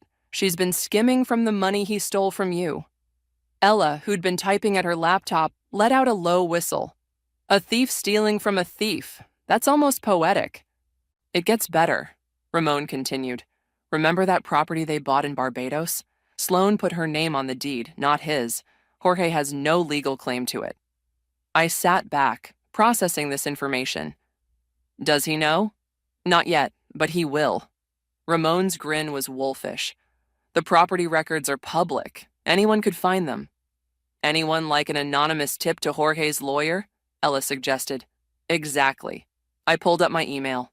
"Send everything you've got, Ramon. I want to do this right." While Ramon compiled the documents, my phone buzzed with a notification. Another Instagram post from Sloane, this one showing her alone at a beachfront restaurant. The caption read, "Sometimes you have to look out for yourself. Your self-care, you're blessed." "Look at the background," Ella said, pointing at my screen. "That's not the Royal Westmore. She's moved to a different hotel." I checked the location tag. "The Azure Bay Resort. That's on the other side of the island from where Jorge's staying." "They're already splitting up?" Ella asked. "No," I smiled. "They're just not as united as they thought they were, and it's about to get worse." Ramon finished organizing the files. "Done. Want me to send the anonymous tip?" "Not yet." I pulled up property records on my computer. "First, let's make sure the estate loophole is properly exploited. Stefan said I'm still primary trustee, right?" "Right, which means I can challenge any property purchases made with trust assets." I started typing, "including that luxury condo they put a deposit on." 2 hours later, everything was in place. The property challenge was filed, the trust assets were frozen, and Ramon's anonymous tip about Sloane's secret accounts was ready to go. "Send it," I told Ramon. He hit send, then looked at his watch. Given the time difference, Jorge's lawyer should see this in about an hour. "Perfect timing," Ella said, showing me her phone. "Look who just posted." Jorge's latest Instagram story showed him at a business meeting, trying to salvage what he could of his investments. The caption, "Building our future, one deal at a time. Entrepreneur life." "Should we tell him there won't be any deals?" Ella asked. "No need," I replied.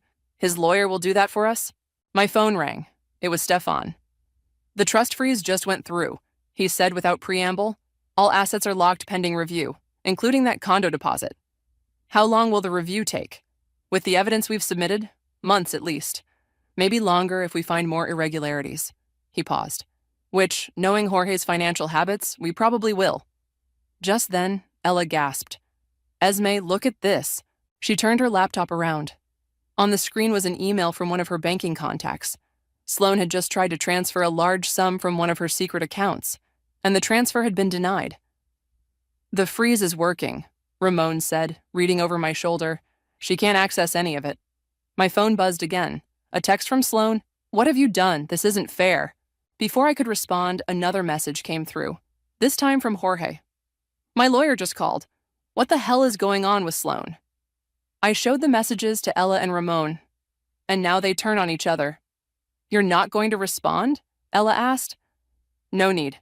I closed my laptop. "They'll do all the work for us." Ramon gathered his papers. "Want me to keep monitoring the situation?" "Please." "And Ramon?" I called as he reached the door. "Thank you for everything." He nodded. "Justice isn't always swift, but it is sweet." After he left, Ella and I sat in silence for a moment. Finally, she spoke. "You okay?" "You know what?" I said, surprising myself with the truth in my words.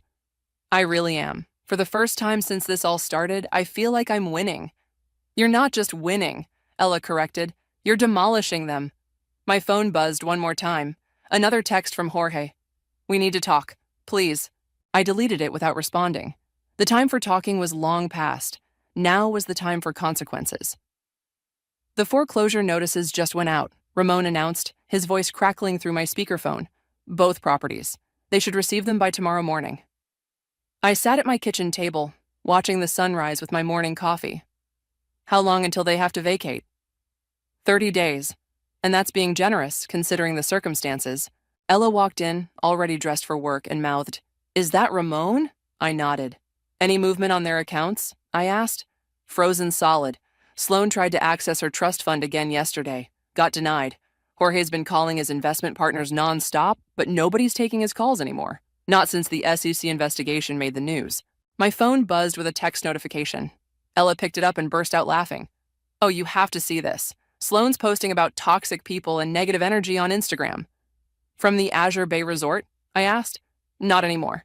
The geotag shows she's at some budget hotel now. Guess Paradise got too expensive." Ramon cleared his throat. "There's something else. A letter arrived at my office this morning, from Jorge. He wants me to give it to you." My stomach tightened. "What does it say?" "Haven't opened it. It's addressed to you personally. Want me to bring it over?" I looked at Ella, who nodded encouragingly. "Okay, but come during lunch. I want both of you here when I read it." The morning crawled by. I tried to focus on work, but my mind kept drifting to the letter. What could Jorge possibly have to say now? At noon, Ramon arrived with a cream-colored envelope in hand. "It's heavy," he said, placing it on my kitchen counter. "Open it," Ella urged, perching on a bar stool. I took a deep breath and tore open the envelope. Inside was a handwritten letter, several pages long. "Dear Esme," I read aloud. "By now you must know everything has fallen apart. The investments, the properties, all of it. I made a terrible mistake." "Damn right you did," Ella muttered. "I know I hurt you in the worst possible way," I continued reading. "But Sloane, she's not who I thought she was. She's been lying to me, stealing from me. I should have known better. You were always the honest one, the reliable one." Ramon snorted. "Now he remembers that?" "I know I have no right to ask anything of you," the letter went on, "but please, can we meet? Just once? I need to explain everything. I've made such a mess of things, and I think you're the only one who can help me fix it." "Fix it?" Ella practically shouted. Is he serious? I folded the letter and placed it back in the envelope. He's desperate. The money's gone, Sloane's betrayed him, and his reputation is ruined. Are you going to meet him? Ramon asked carefully. Before I could answer, my phone lit up with a news alert. The SEC had expanded their investigation into Jorge's investment scheme. The headline included words like widespread fraud and potential criminal charges. Yes, I said finally. I'll meet him. What? Ella and Ramon exclaimed simultaneously. In a public place with both of you nearby. I held up my hand to stop their protests. Think about it. He's cornered, desperate. That makes him vulnerable. And vulnerable people tend to reveal things they shouldn't. Ramon's eyes lit up with understanding. You want to get him to incriminate himself? Exactly. Every word he says can be used against him later. I picked up my phone. Besides, I want to see his face when he realizes just how completely he's lost everything. You're scary sometimes, Ella said admiringly. You know that?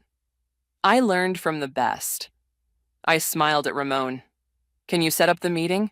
Somewhere public, lots of witnesses? Leave it to me. He pulled out his phone. And Esme?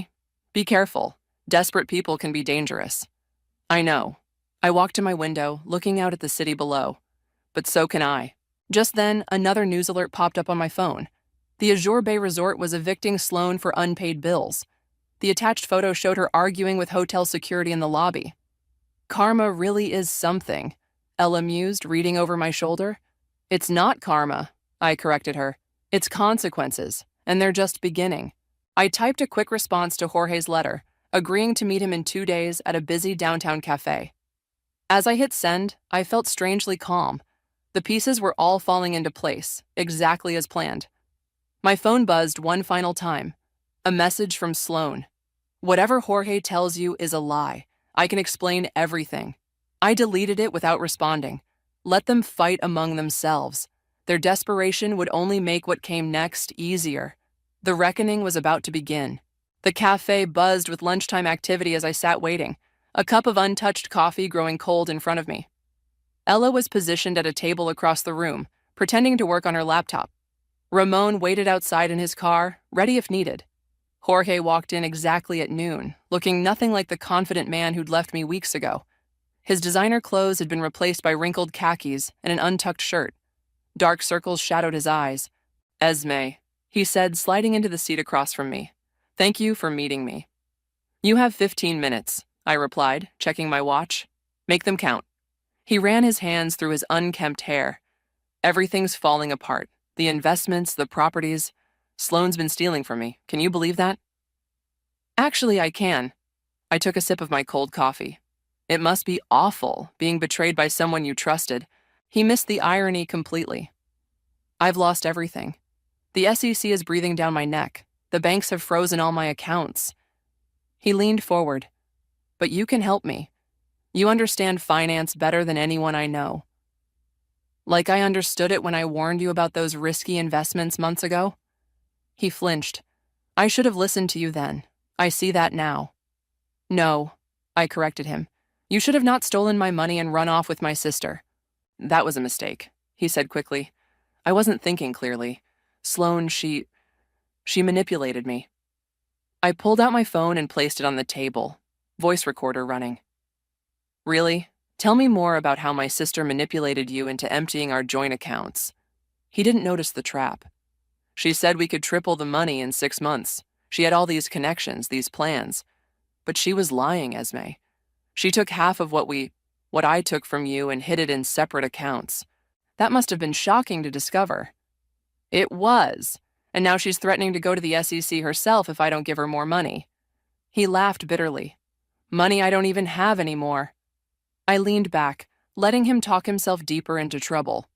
Across the room, I saw Ella typing furiously, documenting every word. The thing is, Jorge continued, if you could just help me access some of the frozen assets, I could fix everything. Pay everyone back, make it right. Like you were going to make it right when you left me that divorce notice? He had the decency to look ashamed. I was wrong about everything. You were always the smart one, the stable one. I see that now. Interesting. I pulled out a folder and placed it on the table. Is that why you tried to hide these offshore accounts from the divorce proceedings? His face went pale. Where did you get those? I'm an auditor, Jorge. Finding hidden money is what I do. I stood up. And by the way, the SEC will be very interested in these records. Wait, he grabbed my arm. Please don't do this. I'll give you anything you want. I pulled free from his grip. You already took everything I had. But here's the funny thing. You gave me something in return. What's that? Clarity. I gathered my things. Oh, and one more thing. You might want to ask Sloan about the photos she's been sending to the FBI's fraud division. Turns out she's been building her own insurance policy against you for months. The color drained from his face. What photos? The ones showing you meeting with known fraudsters. The ones with dates and times that match perfectly with your suspicious wire transfers. I smiled. My sister may be many things, but she's not stupid. She's been playing you from the start. You're lying, he whispered, but his eyes showed doubt. Check your phone, I said, walking away. I'm sure the FBI will be in touch soon. As I reached the door, I turned back one last time. 15 minutes are up, by the way. Goodbye, Jorge. Outside, Ramon was waiting with his car door open. How did it go? Better than expected. I handed him my phone. Got everything on record. He admitted to the theft, the fraud, everything. And the FBI photos? Ella asked, joining us. Was that true about Sloan? No, I smiled. But it will be by tonight. Ramon, can you send those surveillance photos we've been holding on to the FBI's tip line? With pleasure.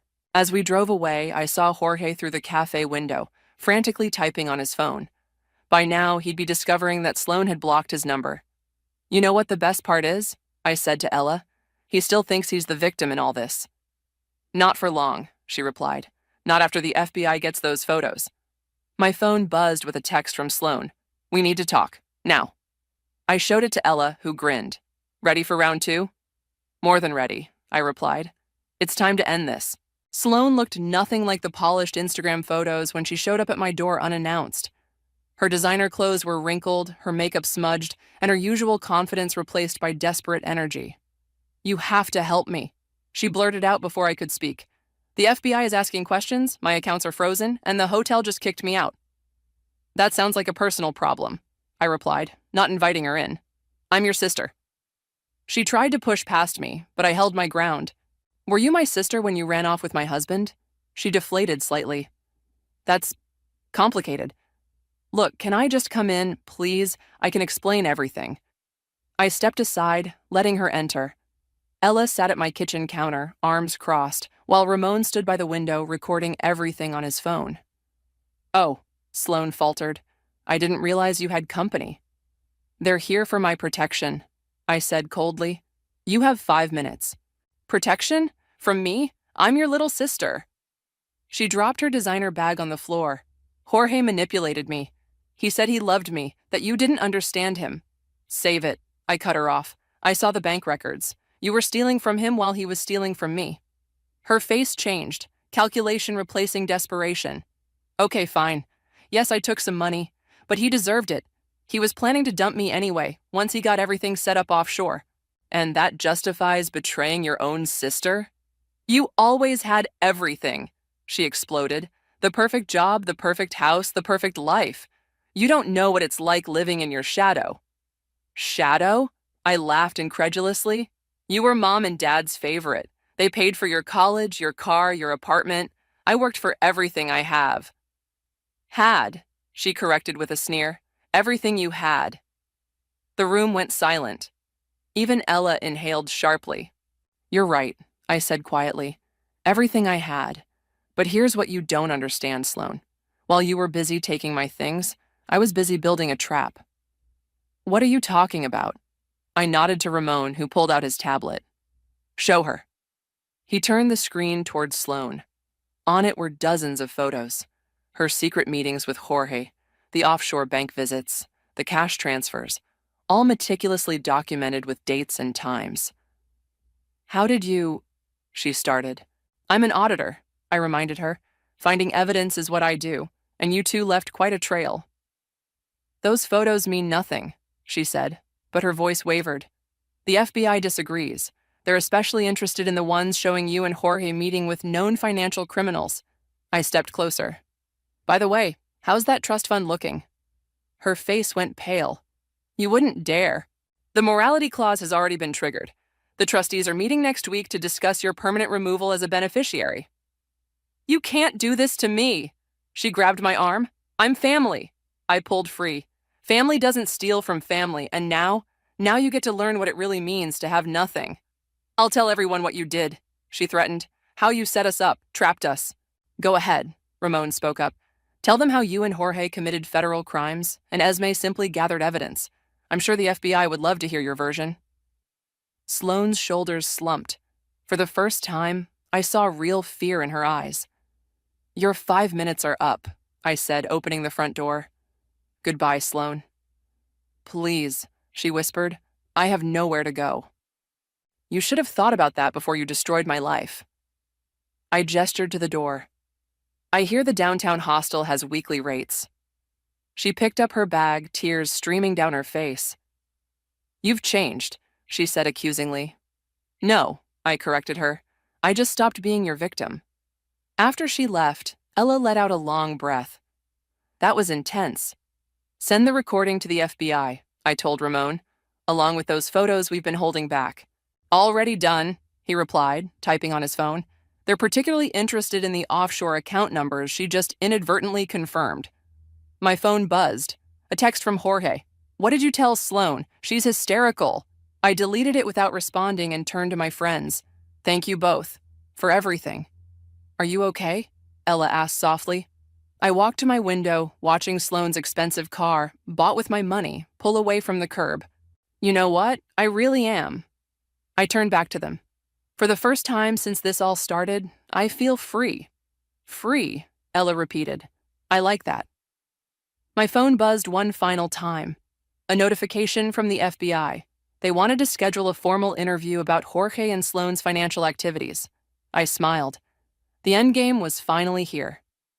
The morning sun streamed through my office window as I finished typing the last blog post of my story. The cursor blinked at me, waiting for the final words. My phone buzzed. A news alert. Financial fraud ring. Busted. Multiple arrests made. The accompanying photo showed Jorge being led away in handcuffs, his designer suit replaced by a rumpled dress shirt. Did you see the news? Ella burst into my office, waving her phone. They got him, and guess who turned state's evidence? Sloane, I said, already knowing. She always was good at saving herself. The FBI agent called. Ramon added, walking in behind her. Said your evidence was instrumental in breaking the case. They found connections to 3 other fraud schemes. I minimized the news article and returned to my blog post. The cursor still blinked, waiting. What are you writing? Ella peered over my shoulder. My story, all of it, from the moment I found that bank statement to now. I gestured to the screen. I'm just trying to find the right ending. Why share it? Ramon asked, genuinely curious. Because somewhere out there, someone else is going through what I did. Feeling helpless, betrayed, lost. I turned to face them. They need to know they can fight back. Legally, methodically, effectively. Speaking of fighting back, Ella grinned, pulling up another news article. Look who's trending. The headline read, Socialite Sisters Fall from Grace, Trust Fund Revoked. Below was a picture of Sloane leaving a budget motel, trying to hide her face from photographers. The trustees made it official this morning, Ramon confirmed. The morality clause was ironclad. She's cut off completely. My phone lit up with a text from my mother. Just saw the news. We need to talk about your sister. Not today, I muttered, declining the call. You'll have to deal with them eventually, Ella said gently. I know, but right now I need to finish this. I turned back to my computer and began typing. This isn't a story about revenge. It's a story about justice. About standing up for yourself when the people closest to you try to tear you down. About using your skills and knowledge to right wrongs instead of letting them destroy you. My husband and sister thought they could take everything from me. My money, my dignity, my trust in others. But they forgot something crucial. They forgot who I am. An auditor, a professional. Someone who knows that every transaction leaves a trail. Every lie creates a pattern, and every betrayal contains the seeds of its own destruction. To those reading this who've been betrayed, you're not powerless. You're not alone. And you're certainly not finished. Use your skills. Trust your instincts. Build your evidence. Justice may not come quickly, but it does come. As for me, I'm not the same person who found that bank statement all those weeks ago. I'm stronger, wiser, and finally completely free. I hit publish and sat back.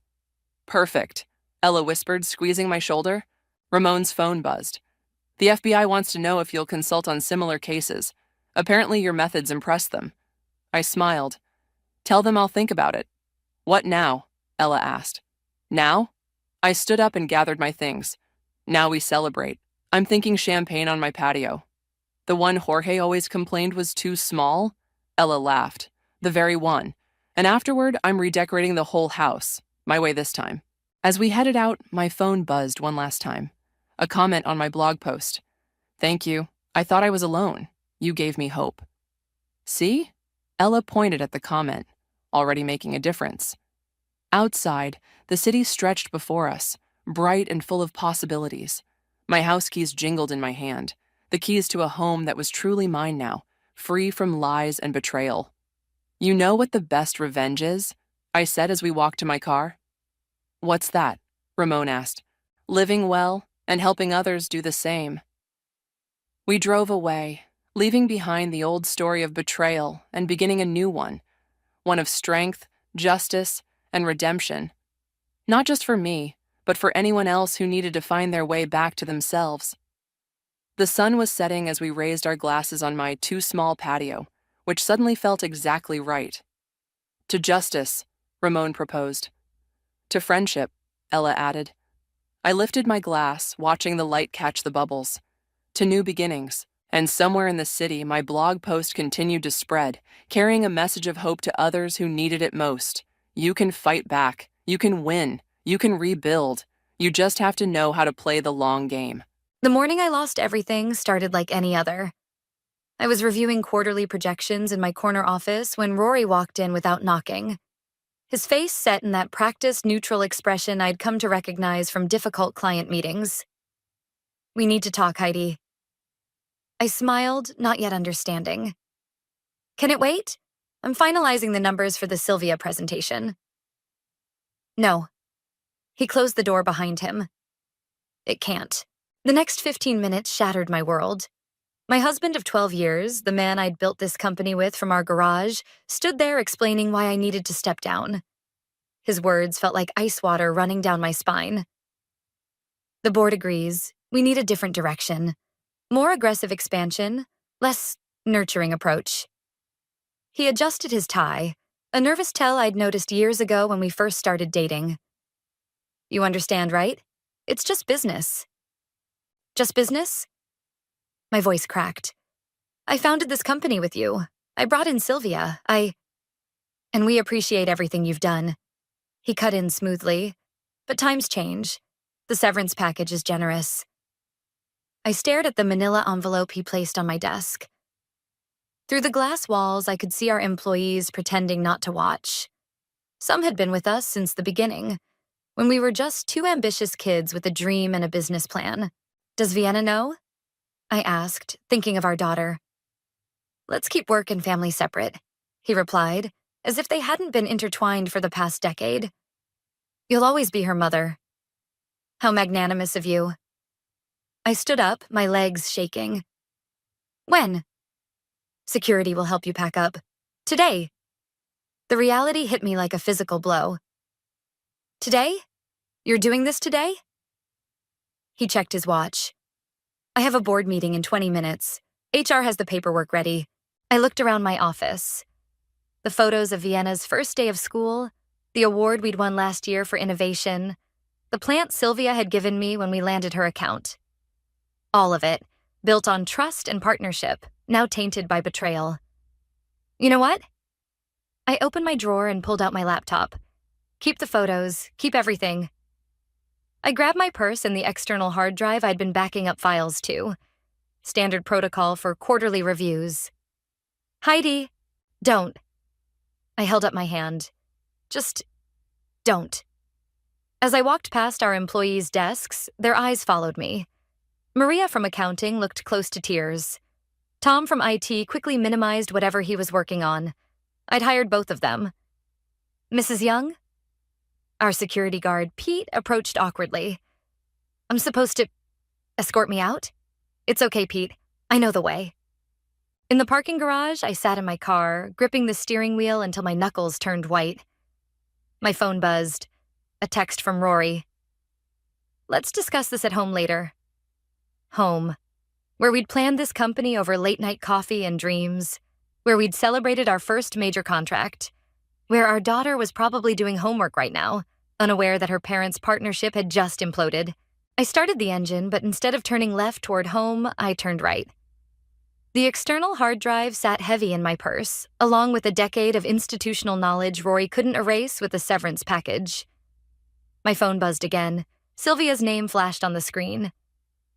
Heidi, what's going on? Rory just canceled our meeting for tomorrow. I took a deep breath. Sylvia, can we meet? There's something you need to know. Of course, come to my office now. On my way. I ended the call, a plan already forming. Rory wanted to talk about this at home later? Fine. But first, I had a meeting with our biggest client, the one whose trust I'd earned through years of personal attention, the one whose account Rory had always taken credit for, the one who had no idea she was about to become my first client at my new venture. As I pulled onto the highway, my phone buzzed one more time. A text from my sister Beatrice, whom I hadn't spoken to in months. Just heard through the grapevine. Are you okay? I hadn't been okay in the 15 minutes since Rory walked into my office. But I would be. Because while he was sitting in his board meeting, probably congratulating himself on handling things so smoothly, he had no idea what I'd discovered during those late nights reviewing the books. No idea at all about the irregularities I'd found in our international accounts, or the pattern of transfers I'd noticed but hadn't mentioned yet, or the way those transfers always seemed to end up in the same place overseas. I typed back to Beatrice. No, but I could use your help with something. The response came immediately. Name it. I smiled for the first time since Rory had walked into my office. He wanted to talk about this at home later? Oh, we'd talk. But first I had some calls to make and some truths to uncover. Sylvia's office always reminded me of a war room, with its wall-to-wall windows and commanding view of the city. She stood as I entered, her expression concerned. You look like hell, she said, gesturing to the chair across from her desk. Thanks. I managed a weak smile. It's been that kind of morning. Tell me everything. She leaned forward, elbows on her desk. And don't leave anything out. I laid it all out. The ambush, the dismissal, the generous severance package. With each detail, Sylvia's frown deepened. That snake, she muttered. After everything you've built together? Apparently my nurturing approach isn't aggressive enough anymore. Sylvia barked out a laugh. Nurturing? You're the one who negotiated that merger last year when everyone said it was impossible. You're the reason I trusted your company with my business in the first place. About that, I pulled out my laptop. I need to show you something. For the next hour, I walked her through projections, strategies, and plans I'd been developing. Things I'd meant to present tomorrow, before Rory pulled the rug out from under me. So, I concluded, I'm starting my own firm, and I want you to come with me. Sylvia stood and walked to her window, silent for a long moment. You know what this will do to him, don't you? Yes. She turned back to me, a slow smile spreading across her face. Good. When can you start? My phone buzzed. Another text from Rory. Where are you? We need to talk. I can start immediately, I told Sylvia. I already have office space lined up. A lie, but I'd make it true before the day was over. Then let's make it official. She pressed her intercom.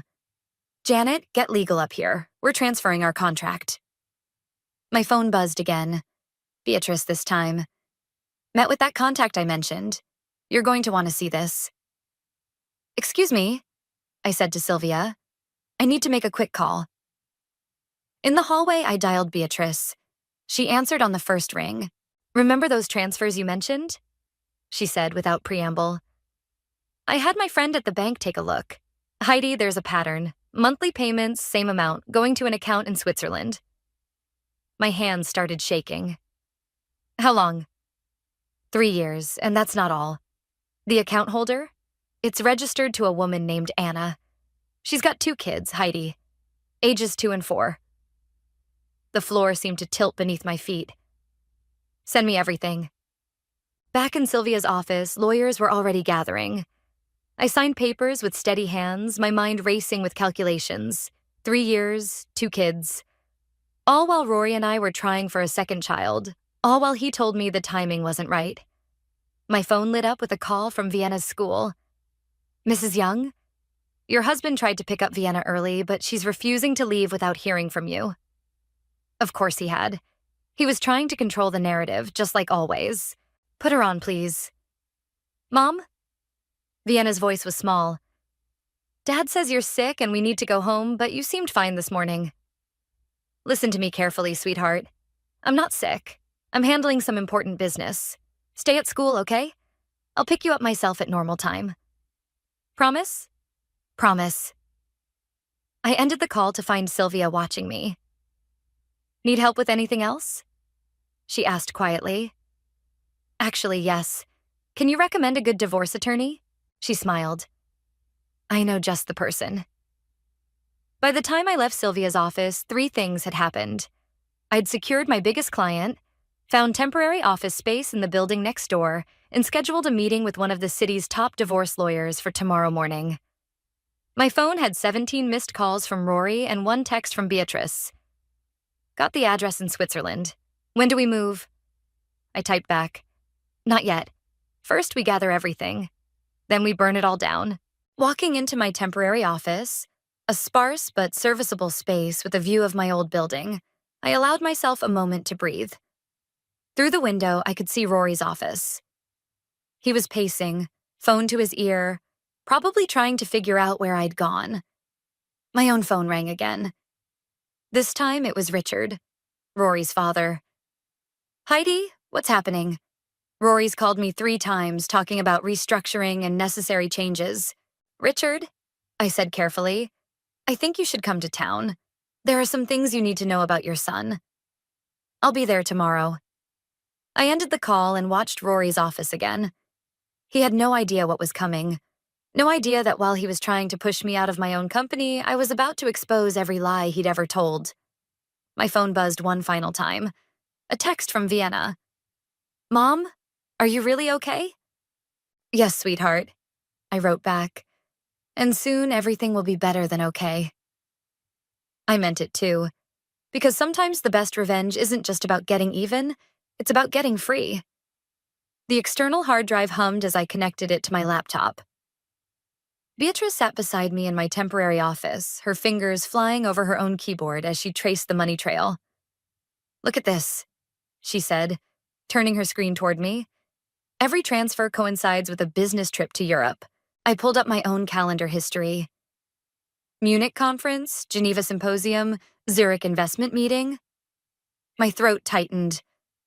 I remember asking to go with him to the Munich one. He said it would be boring for me. Because his other family was there. Beatrice's voice was hard. Here's something else. Private school tuition payments for both kids, expensive ones. A knock at the door made us both jump. Richard stood there, looking older than I remembered. The security guard downstairs said I'd find you here. He stepped inside, taking in the sparse office. Want to tell me what's really going on? I gestured to a chair. You might want to sit down for this. For the next 30 minutes, we walked Richard through everything. The sudden dismissal, the discovered transfers, the Swiss account. His face grew grayer with each revelation. 2 children, he whispered. I have 2 grandchildren I've never met. My phone buzzed. Rory again. Vienna's asking questions. What have you told her? I ignored it. Instead, I opened another file on my laptop. There's more, Richard. Look at these company purchases. Beatrice leaned in. Private jet rentals, luxury hotel bookings, all under the guise of business expenses. But used for personal trips to his other family, I finished. Richard stood abruptly, pacing the small office. I gave him his first loan to start this company, convinced my friends to invest. He stopped facing me. What do you need from me? Just the truth, I said. When this all comes out? When what comes out? Rory's voice cut through the room like a blade. We all turned. He stood in the doorway, his carefully controlled expression slipping when he saw his father. Dad? What are you doing here? Funny, Richard replied. I was about to ask you the same thing about Switzerland. The color drained from Rory's face. His eyes darted to my laptop, the external drive, Beatrice's presence. I could almost see him calculating, formulating explanations. Whatever Heidi's told you, he started. Save it. I stood up. How are Anna and the kids? Did you enjoy Munich? He took a step forward. You're upset about the company, I get it. But dragging my father into this, making up stories. Stories? Beatrice turned her laptop around, displaying bank statements, travel records, school payments. These look pretty real to me. You had no right to access those. Rory's composure cracked. Actually, I said quietly, as co-owner of the company, I had every right. Just like I had the right to know my husband was financing another family with our profits. Richard moved between us. How long, Rory? How long have you been lying to everyone? Dad, please. How long? 5 years, he finally admitted. The relationship started 5 years ago. The kids came later. The timeline hit me like a physical blow. 5 years ago, I'd had a miscarriage. Rory had been working late a lot then, leaving me to process the loss alone. My phone buzzed again. Vienna's school. Mrs. Young, your daughter's quite upset. She overheard some teachers talking about her parents' company. I'll be right there, I said, gathering my things. Richard, would you like to meet your granddaughter? The one you actually know about? He nodded, still staring at his son. I'd like that very much. Heidi, wait. Rory stepped forward. We can talk about this. Figure something out. Like you figured out how to hide a second family? Or how to push me out of my own company? I walked to the door, then turned back. By the way, Sylvia signed with me this morning. Exclusive contract. His face contorted. You can't... I can. I did. And that's just the beginning. I looked at Beatrice. Send everything to the lawyer. All of it. She nodded, already typing. Dad. Rory tried again. But Richard was already following me out. In the elevator, he put a hand on my shoulder. I'm sorry, he said. I had no idea. Neither did I. I checked my phone. Another text from Beatrice. Found more accounts. This goes deeper than we thought. The elevator doors opened to the lobby. Through the glass doors, I could see Vienna's school car line forming. In a few minutes, I'd have to explain to my daughter why her world was changing. But first, I typed back to Beatrice. Keep digging. He's hidden things for years. Time to bring them all to light. Richard squeezed my shoulder again. What are you going to tell her? The truth, I said, because that's the one thing her father never could. Above us, I knew Rory was probably already calling his lawyers, his bankers, trying to contain the damage. But some things can't be contained once they start spilling out. And I was just getting started. Vienna sat between Richard and me at our favorite ice cream parlor, pushing her sundae around with a spoon. The after-school crowd buzzed around us, but our booth felt like an island of quiet tension. So Dad's been lying? She finally asked. About everything? Not about loving you, I said quickly. That part's real. But he has another family? Other kids? Her voice cracked. Why wasn't I enough? Richard set down his coffee. Vienna, sweetheart, this isn't about you not being enough. This is about your father making terrible choices. My phone lit up with a text from Beatrice. You need to see this now. Can you step away? I'll be right back, I told them, heading toward the restroom. Once inside, I called Beatrice. What is it? The Swiss account was just emptied, she said. All of it. Transferred to another account 10 minutes ago. My heart raced. Can you trace it? Already did. It's going to an account in Singapore. Heidi, it's a lot of money. Like multiple millions. Company money, I said, my voice hard. Our investors' money. Exactly. And there's something else. I found emails between Rory and Anna. She's threatening to expose everything unless he moves them to the States. I leaned against the wall. When? The emails are from last week. Looks like she's given him until the end of the month. A knock on the door startled me. Mom? Vienna called. Grandpa wants to know if you're okay. Be right out. I turned back to the phone. Send everything to the lawyer. And Beatrice, thank you for helping me through this. That's what sisters are for. She paused. Even if we haven't been great at being sisters lately. Back at the table, Vienna had moved to Richard's side, her head on his shoulder. My phone buzzed again. Rory, of course. The board wants an emergency meeting. What have you told them? Nothing yet, I typed back. But I will. Richard looked up from his phone. Rory's trying to call me. Should I answer? Your choice, I said. He declined the call. Vienna straightened suddenly. Can we go home? I want to get some things from my room. The thought of returning to that house made my stomach turn, but I nodded. Of course.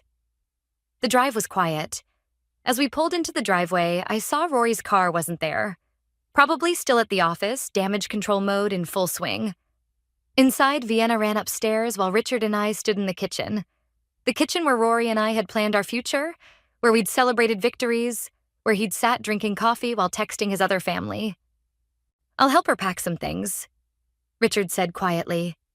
My phone rang. Sylvia this time. Rory's called an emergency board meeting for tomorrow morning, she said without preamble. He's claiming you stole proprietary information. I laughed bitterly. Funny how he's worried about theft now. I've already told them I'm terminating our contract with them, but Heidi, he's desperate. Be careful. A crash from upstairs cut our conversation short. I ran up to find Vienna in her father's home office, a broken picture frame at her feet. It was from our last family vacation, before I knew everything had been a lie. I hate him, she whispered, tears streaming down her face. I hate what he did to us. I moved to hug her, but she stepped back, pointing at Rory's desk. Look, a drawer was partially open, revealing a stack of passports. I pulled them out, one for Rory, 3 others for Anna and the children, all brand new. He was going to bring them here, Vienna said. Wasn't he? Before I could answer, we heard the front door open. Heidi? Rory's voice called up. Vienna, we need to talk. Richard appeared in the doorway. Take Vienna to my house, he whispered. I'll deal with him. I grabbed the passports in Vienna's hand. Backstairs, I mouthed. We crept down the back staircase as Rory's footsteps climbed the main one. Through the kitchen, out the back door, across the yard to where my car was parked on the side street. As we pulled away, I could hear raised voices from the house. Richard and Rory, their argument carrying through open windows. Mom? Vienna's voice was small. Are we ever coming back? I glanced in the rearview mirror at the house that had held so many memories, so many lies. No, sweetheart, we're not. My phone buzzed with a text from Beatrice. Got a room ready at my place. Gunner's making his famous pasta. Then another from Richard. He's looking for the passports. Told him I haven't seen them. Be safe. And finally, one from my lawyer. Emergency injunction filed. Meeting tomorrow at 9 a.m. Bring everything. I looked at the passports on the seat beside me, then at Vienna in the mirror. Ready for pasta at Aunt Beatrice's? She nodded, wiping her eyes. Mom, promise me something? Anything. Promise no more lies. I reached back and squeezed her hand. I promise. From now on, only truth. Behind us, the sunset on our old life as we drove toward something new. Something honest. Something real. Beatrice's kitchen smelled like garlic and safety. Vienna sat at the counter, actually smiling as Gunnar taught her how to twirl pasta the authentic way. For the first time in days, she looked like a kid again, not a casualty of her father's choices. The board meeting starts in an hour, Beatrice said, sliding a coffee across the island to me. You ready? As I'll ever be. I opened my laptop, reviewing the documents one last time. Did you send everything to... The doorbell cut me off. Through the front window, I saw Richard standing there with a woman I didn't recognize. That's Margaret, Beatrice whispered. The board's financial auditor. I may have sent her some interesting documents last night. I opened the door. Margaret's expression was grim. Mrs. Young, she said, I've spent all night reviewing the files your sister sent. The board needs to see this immediately. That's the plan. Richard cleared his throat. Rory's already there. He's telling them you fabricated everything. Of course he is. I gathered my things. Vienna, stay with Uncle Gunnar and Aunt Beatrice, okay? She nodded, mouthful of pasta. Gunnar gave me a thumbs up. We've got plans to make tiramisu. She'll be fine. The drive to the office was tense. Margaret reviewed her findings while Richard sat silently in the back seat. My phone kept buzzing with texts from Rory. Don't do this. We can work something out. Think about Vienna. The last one made me laugh bitterly. Now he thinks about Vienna? The boardroom was full when we arrived. Rory stood at the head of the table, mid-presentation. He faltered when he saw Margaret. As I was saying, he continued, these accusations are completely false. Margaret stepped forward, dropping a thick folder on the table. Like these transfer records? Or these passport applications? Or perhaps these emails to Anna about moving her and the children to the States? The board members began flipping through the documents. Rory's face went from red to white. This is a private family matter, he tried. Not when you used company funds, I said, finally speaking. Not when you stole from investors to finance your second life. Alleged second life, his lawyer interjected.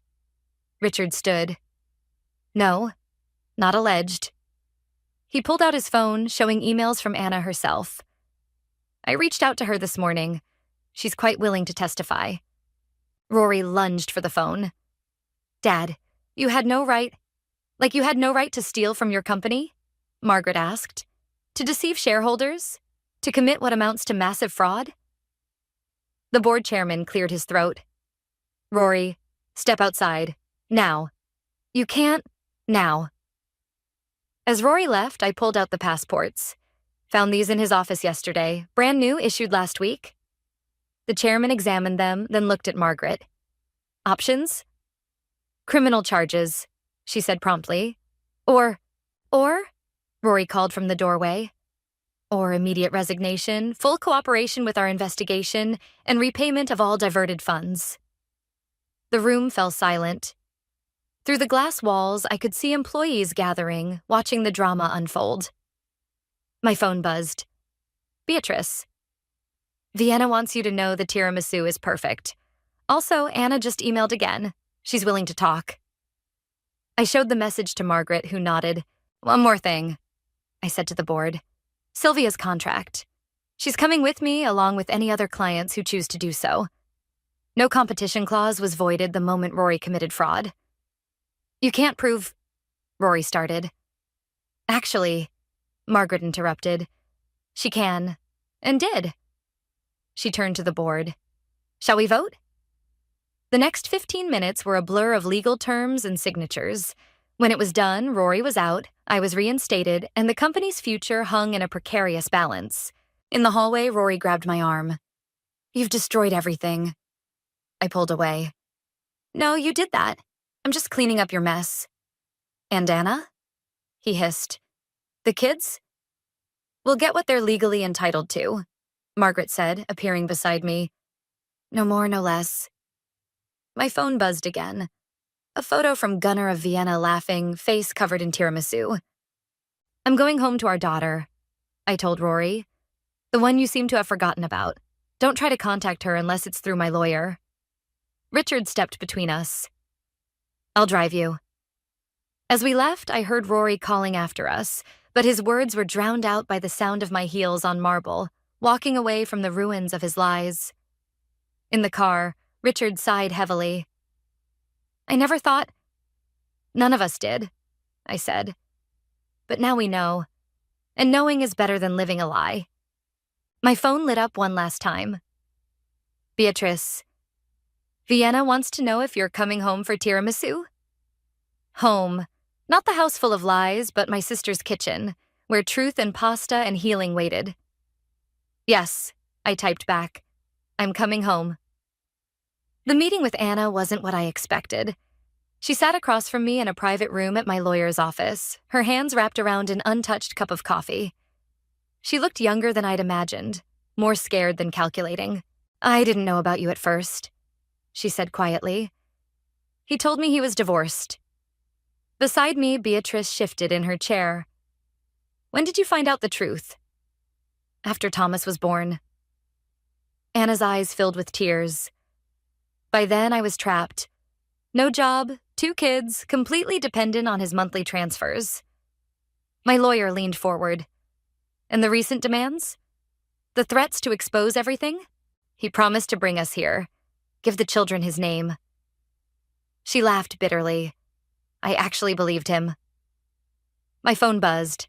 A text from Vienna. Dad's trying to call me again. What should I do? Block him, I typed back, like we discussed. Anna pulled out her own phone, showing us photos. 2 children with Rory's eyes smiled back at me. Thomas, 4, and Lily, 2. My almost stepchildren, products of my husband's elaborate deception. They ask about him, Anna said. Every time he visits, they ask when he's coming back. Just like Vienna, I murmured. The door opened and Richard walked in, stopping short when he saw the photos. They have my mother's smile, he said softly. Anna looked up, recognition dawning. You're his father. Unfortunately. He sat down heavily. Those are my grandchildren. My lawyer cleared her throat. We need to discuss the settlement terms. For the next hour, we hammered out details. Anna would receive support for the children, but had to sign an NDA about the company's involvement. The kids would get trust funds, managed by an independent trustee. Everything neat, legal, contained. What about Rory? Anna asked. He's still trying to contact me. He's been served with a restraining order, my lawyer said, both for you and for Heidi and Vienna. My phone lit up again. Sylvia. 3 more clients just signed with us. Rory's trying to fight it, but the fraud allegations are scaring everyone away. Good, I typed back. Anna stood to leave, then hesitated. I'm sorry, she said. I know it doesn't help, but I am. It wasn't your fault, I replied. You were just trying to protect your children, like I'm protecting mine. After she left, Richard stared at the photos she'd left behind.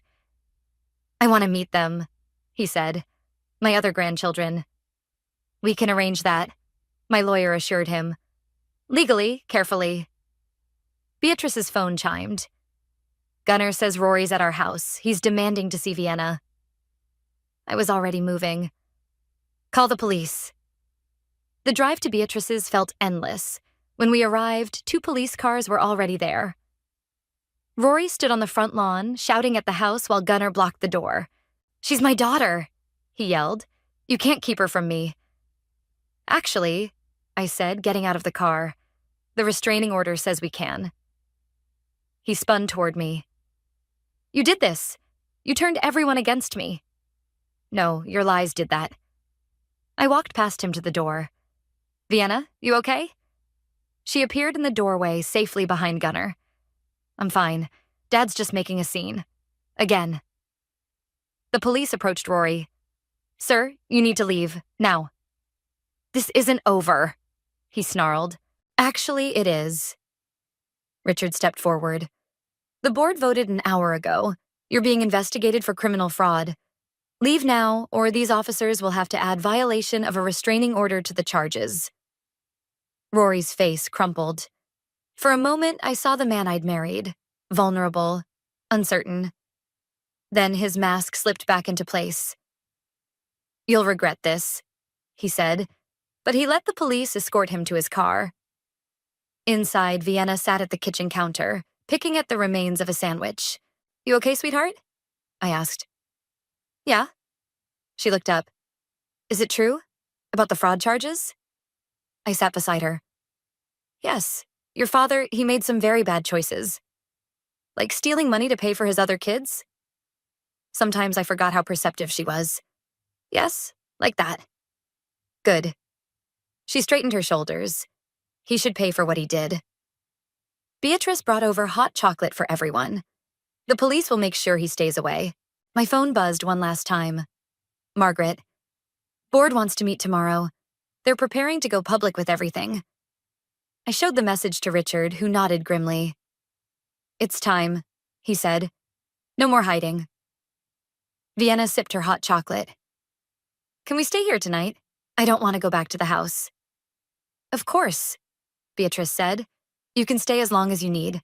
Through the window, I watched Rory's car disappear down the street. Tomorrow, his carefully constructed world would completely unravel. The board would announce their findings, the fraud investigation would go public, and both his families would move forward without him. "Mom?" Vienna's voice pulled me back. "What happens now?" I hugged her close.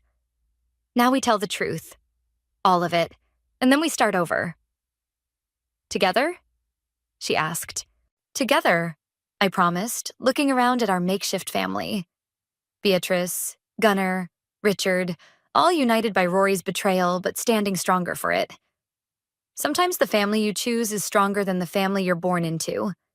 Or married into. The press conference room was packed.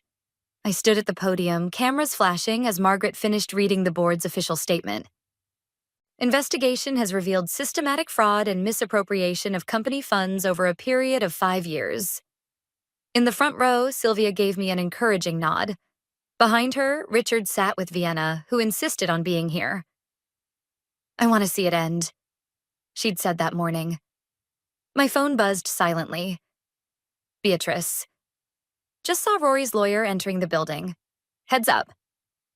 Right on cue, the door at the back of the room opened. Rory strode in, his lawyer trailing behind him. "This is a witch hunt," he announced to the room. "These allegations are completely..." "True," I cut in, my voice steady. "And we have proof of every single one." Margaret stepped forward, distributing packets to the reporters. Bank records, travel documents, email correspondence, all verified by independent auditors. A reporter stood up. "Mr. Young, how do you respond to allegations that you used company funds to support a second family in Switzerland?" Rory's face reddened. "This is a private matter." "Not when it involves investor money," Margaret interrupted. "Not when it involves corporate fraud." Another reporter. "Mrs. Young, will you be taking over as CEO?" "No," I said firmly. "I'm starting my own company. Several major clients, including Sylvia Holdings, have already signed with us." "This is corporate sabotage," Rory shouted. "This is consequences," Richard said, standing up. "My son stole from his investors, his partners, and his family. As majority shareholder, I fully support the board's decision to press charges." The room erupted in questions. Through the chaos, I saw Vienna slip out into the hallway. I followed her. "You okay?" I asked, finding her by the water cooler. "Everyone will know now," she said quietly. "At school, online, everyone will know about what he did." "Yes," I admitted. "But they'll also know about what we did, how we stood up to him, how we chose truth over lies." The door burst open. Rory stormed out, his lawyer calling after him. "Is this what you wanted?" He snarled at me. "To destroy everything?" "Don't," Vienna said, stepping between us. "Just don't, Dad. You did this, not Mom." He deflated slightly. "Vienna, sweetie." "No. I saw the pictures of your other kids. I read the emails. You didn't just lie to Mom. You lied to all of us." Beatrice appeared, positioning herself next to Vienna. "The police are here. Something about violating the restraining order? 2 officers approached. Mr. Young, you need to come with us. You can't be serious. You were served with a restraining order, one officer said. You're not supposed to be within 500 feet of your wife or daughter. As they led him away, he called back. Vienna, please. Goodbye, Dad, she said softly. Inside the press room, Margaret was wrapping up. Criminal charges will be filed this afternoon. The company will cooperate fully with authorities. My phone lit up with messages. Sylvia, you're trending on Twitter in a good way. Richard. Anna called. The kids are safe. Gunnar. Dinner's ready whenever you all are done changing the world. A reporter approached us in the hallway. Vienna, would you like to comment? Before I could intervene, she straightened her shoulders. My dad made bad choices, but my mom taught me that the truth matters more than keeping secrets. That's all I want to say. The reporter smiled. Wise words. Back in the press room, Margaret was fielding final questions. I caught snippets about stock prices, investor confidence, criminal proceedings. But none of it seemed to matter as much as Vienna's hand in mine, steady and sure. Beatrice gathered our things. Ready to go? Almost. I stepped back to the podium one last time. I want to say something to anyone watching who's living with lies, who's afraid to speak up, who's protecting someone else's secrets at the cost of their own truth. The room fell silent. You're stronger than the lies. The truth hurts, yes. It breaks things. But what it builds in return, trust, integrity, real relationships, that's worth everything. Vienna squeezed my hand. Outside, reporters called questions, cameras flashed, but we walked straight to the car where Richard waited. That's going to make headlines, Beatrice said, showing me her phone. The story was already breaking across social media. Good, I replied. Let people see what happens when you choose truth over comfortable lies. My phone buzzed one final time.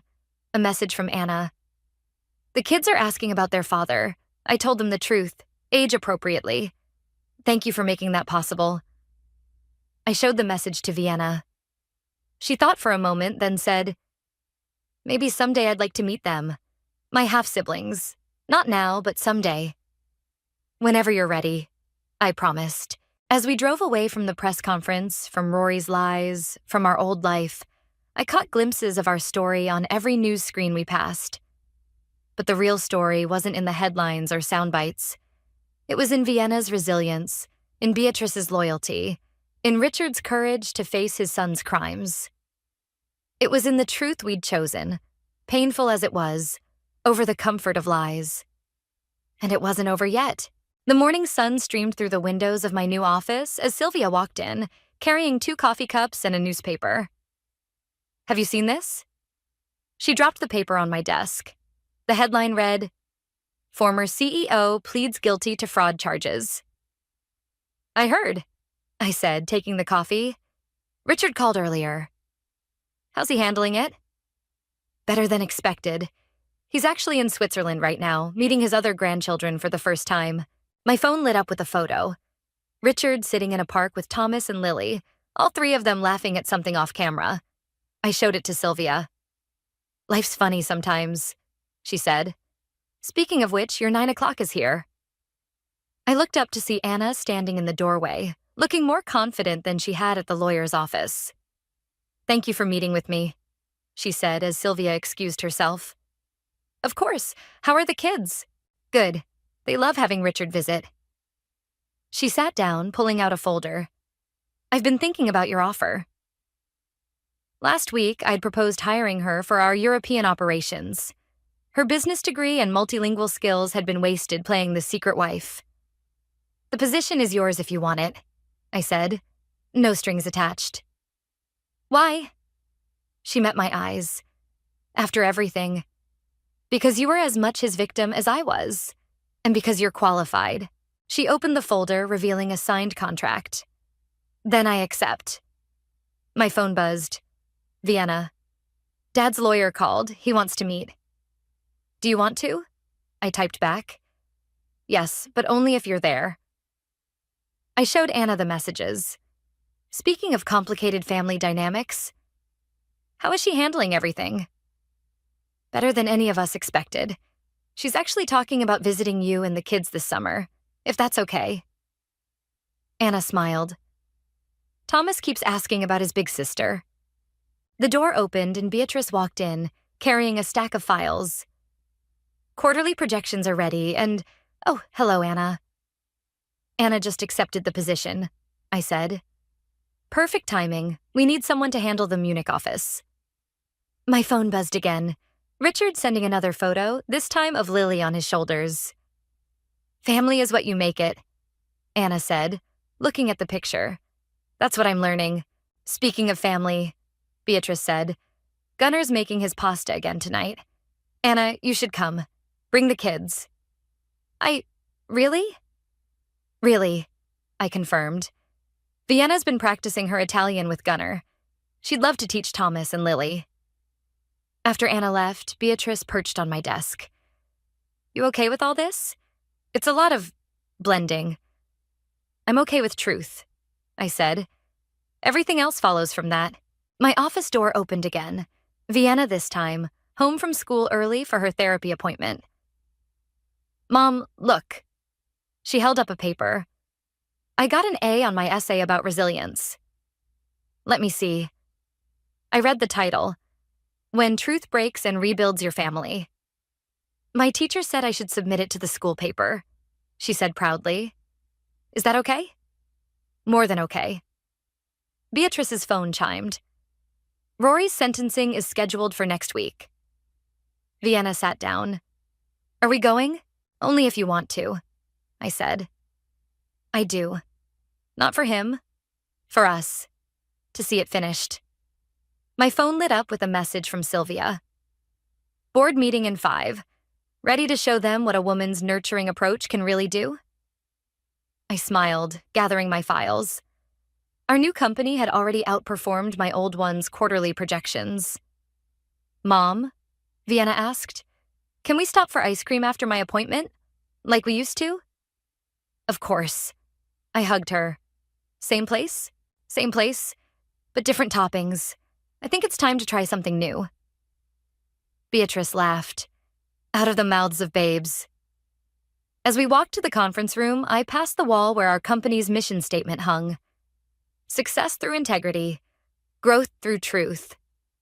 My phone buzzed one last time. A message from Richard. Lily has your smile when she laughs. Some things run deeper than lies. I looked around at my new office, my new company, my blended and broken and beautiful family. At Vienna, strong and wise beyond her years. At Beatrice, the sister who became my partner. At the photos on my desk. Not just the old ones of Vienna, but new ones too. Thomas and Lily with Richard. Anna and the kids in the park. All of us at Gunnar's last pasta night. Ready? Beatrice asked, holding the conference room door. I thought about Rory, about lies and truth, about breaking and rebuilding, about how sometimes you have to lose everything to find something better. Ready, I said. Because that's the thing about truth. It doesn't just break things. It builds them too. Stronger, better, more real than before. And we were living proof of that. Vienna tugged my hand. Mom, you're doing that thinking thing again. I smiled, just appreciating our new normal. Me too, she said. Even the complicated parts, especially the complicated parts, I thought. Because that's where the truth lives. In the messy, beautiful, unexpected ways we build family from the ashes of lies. And I wouldn't have it any other way.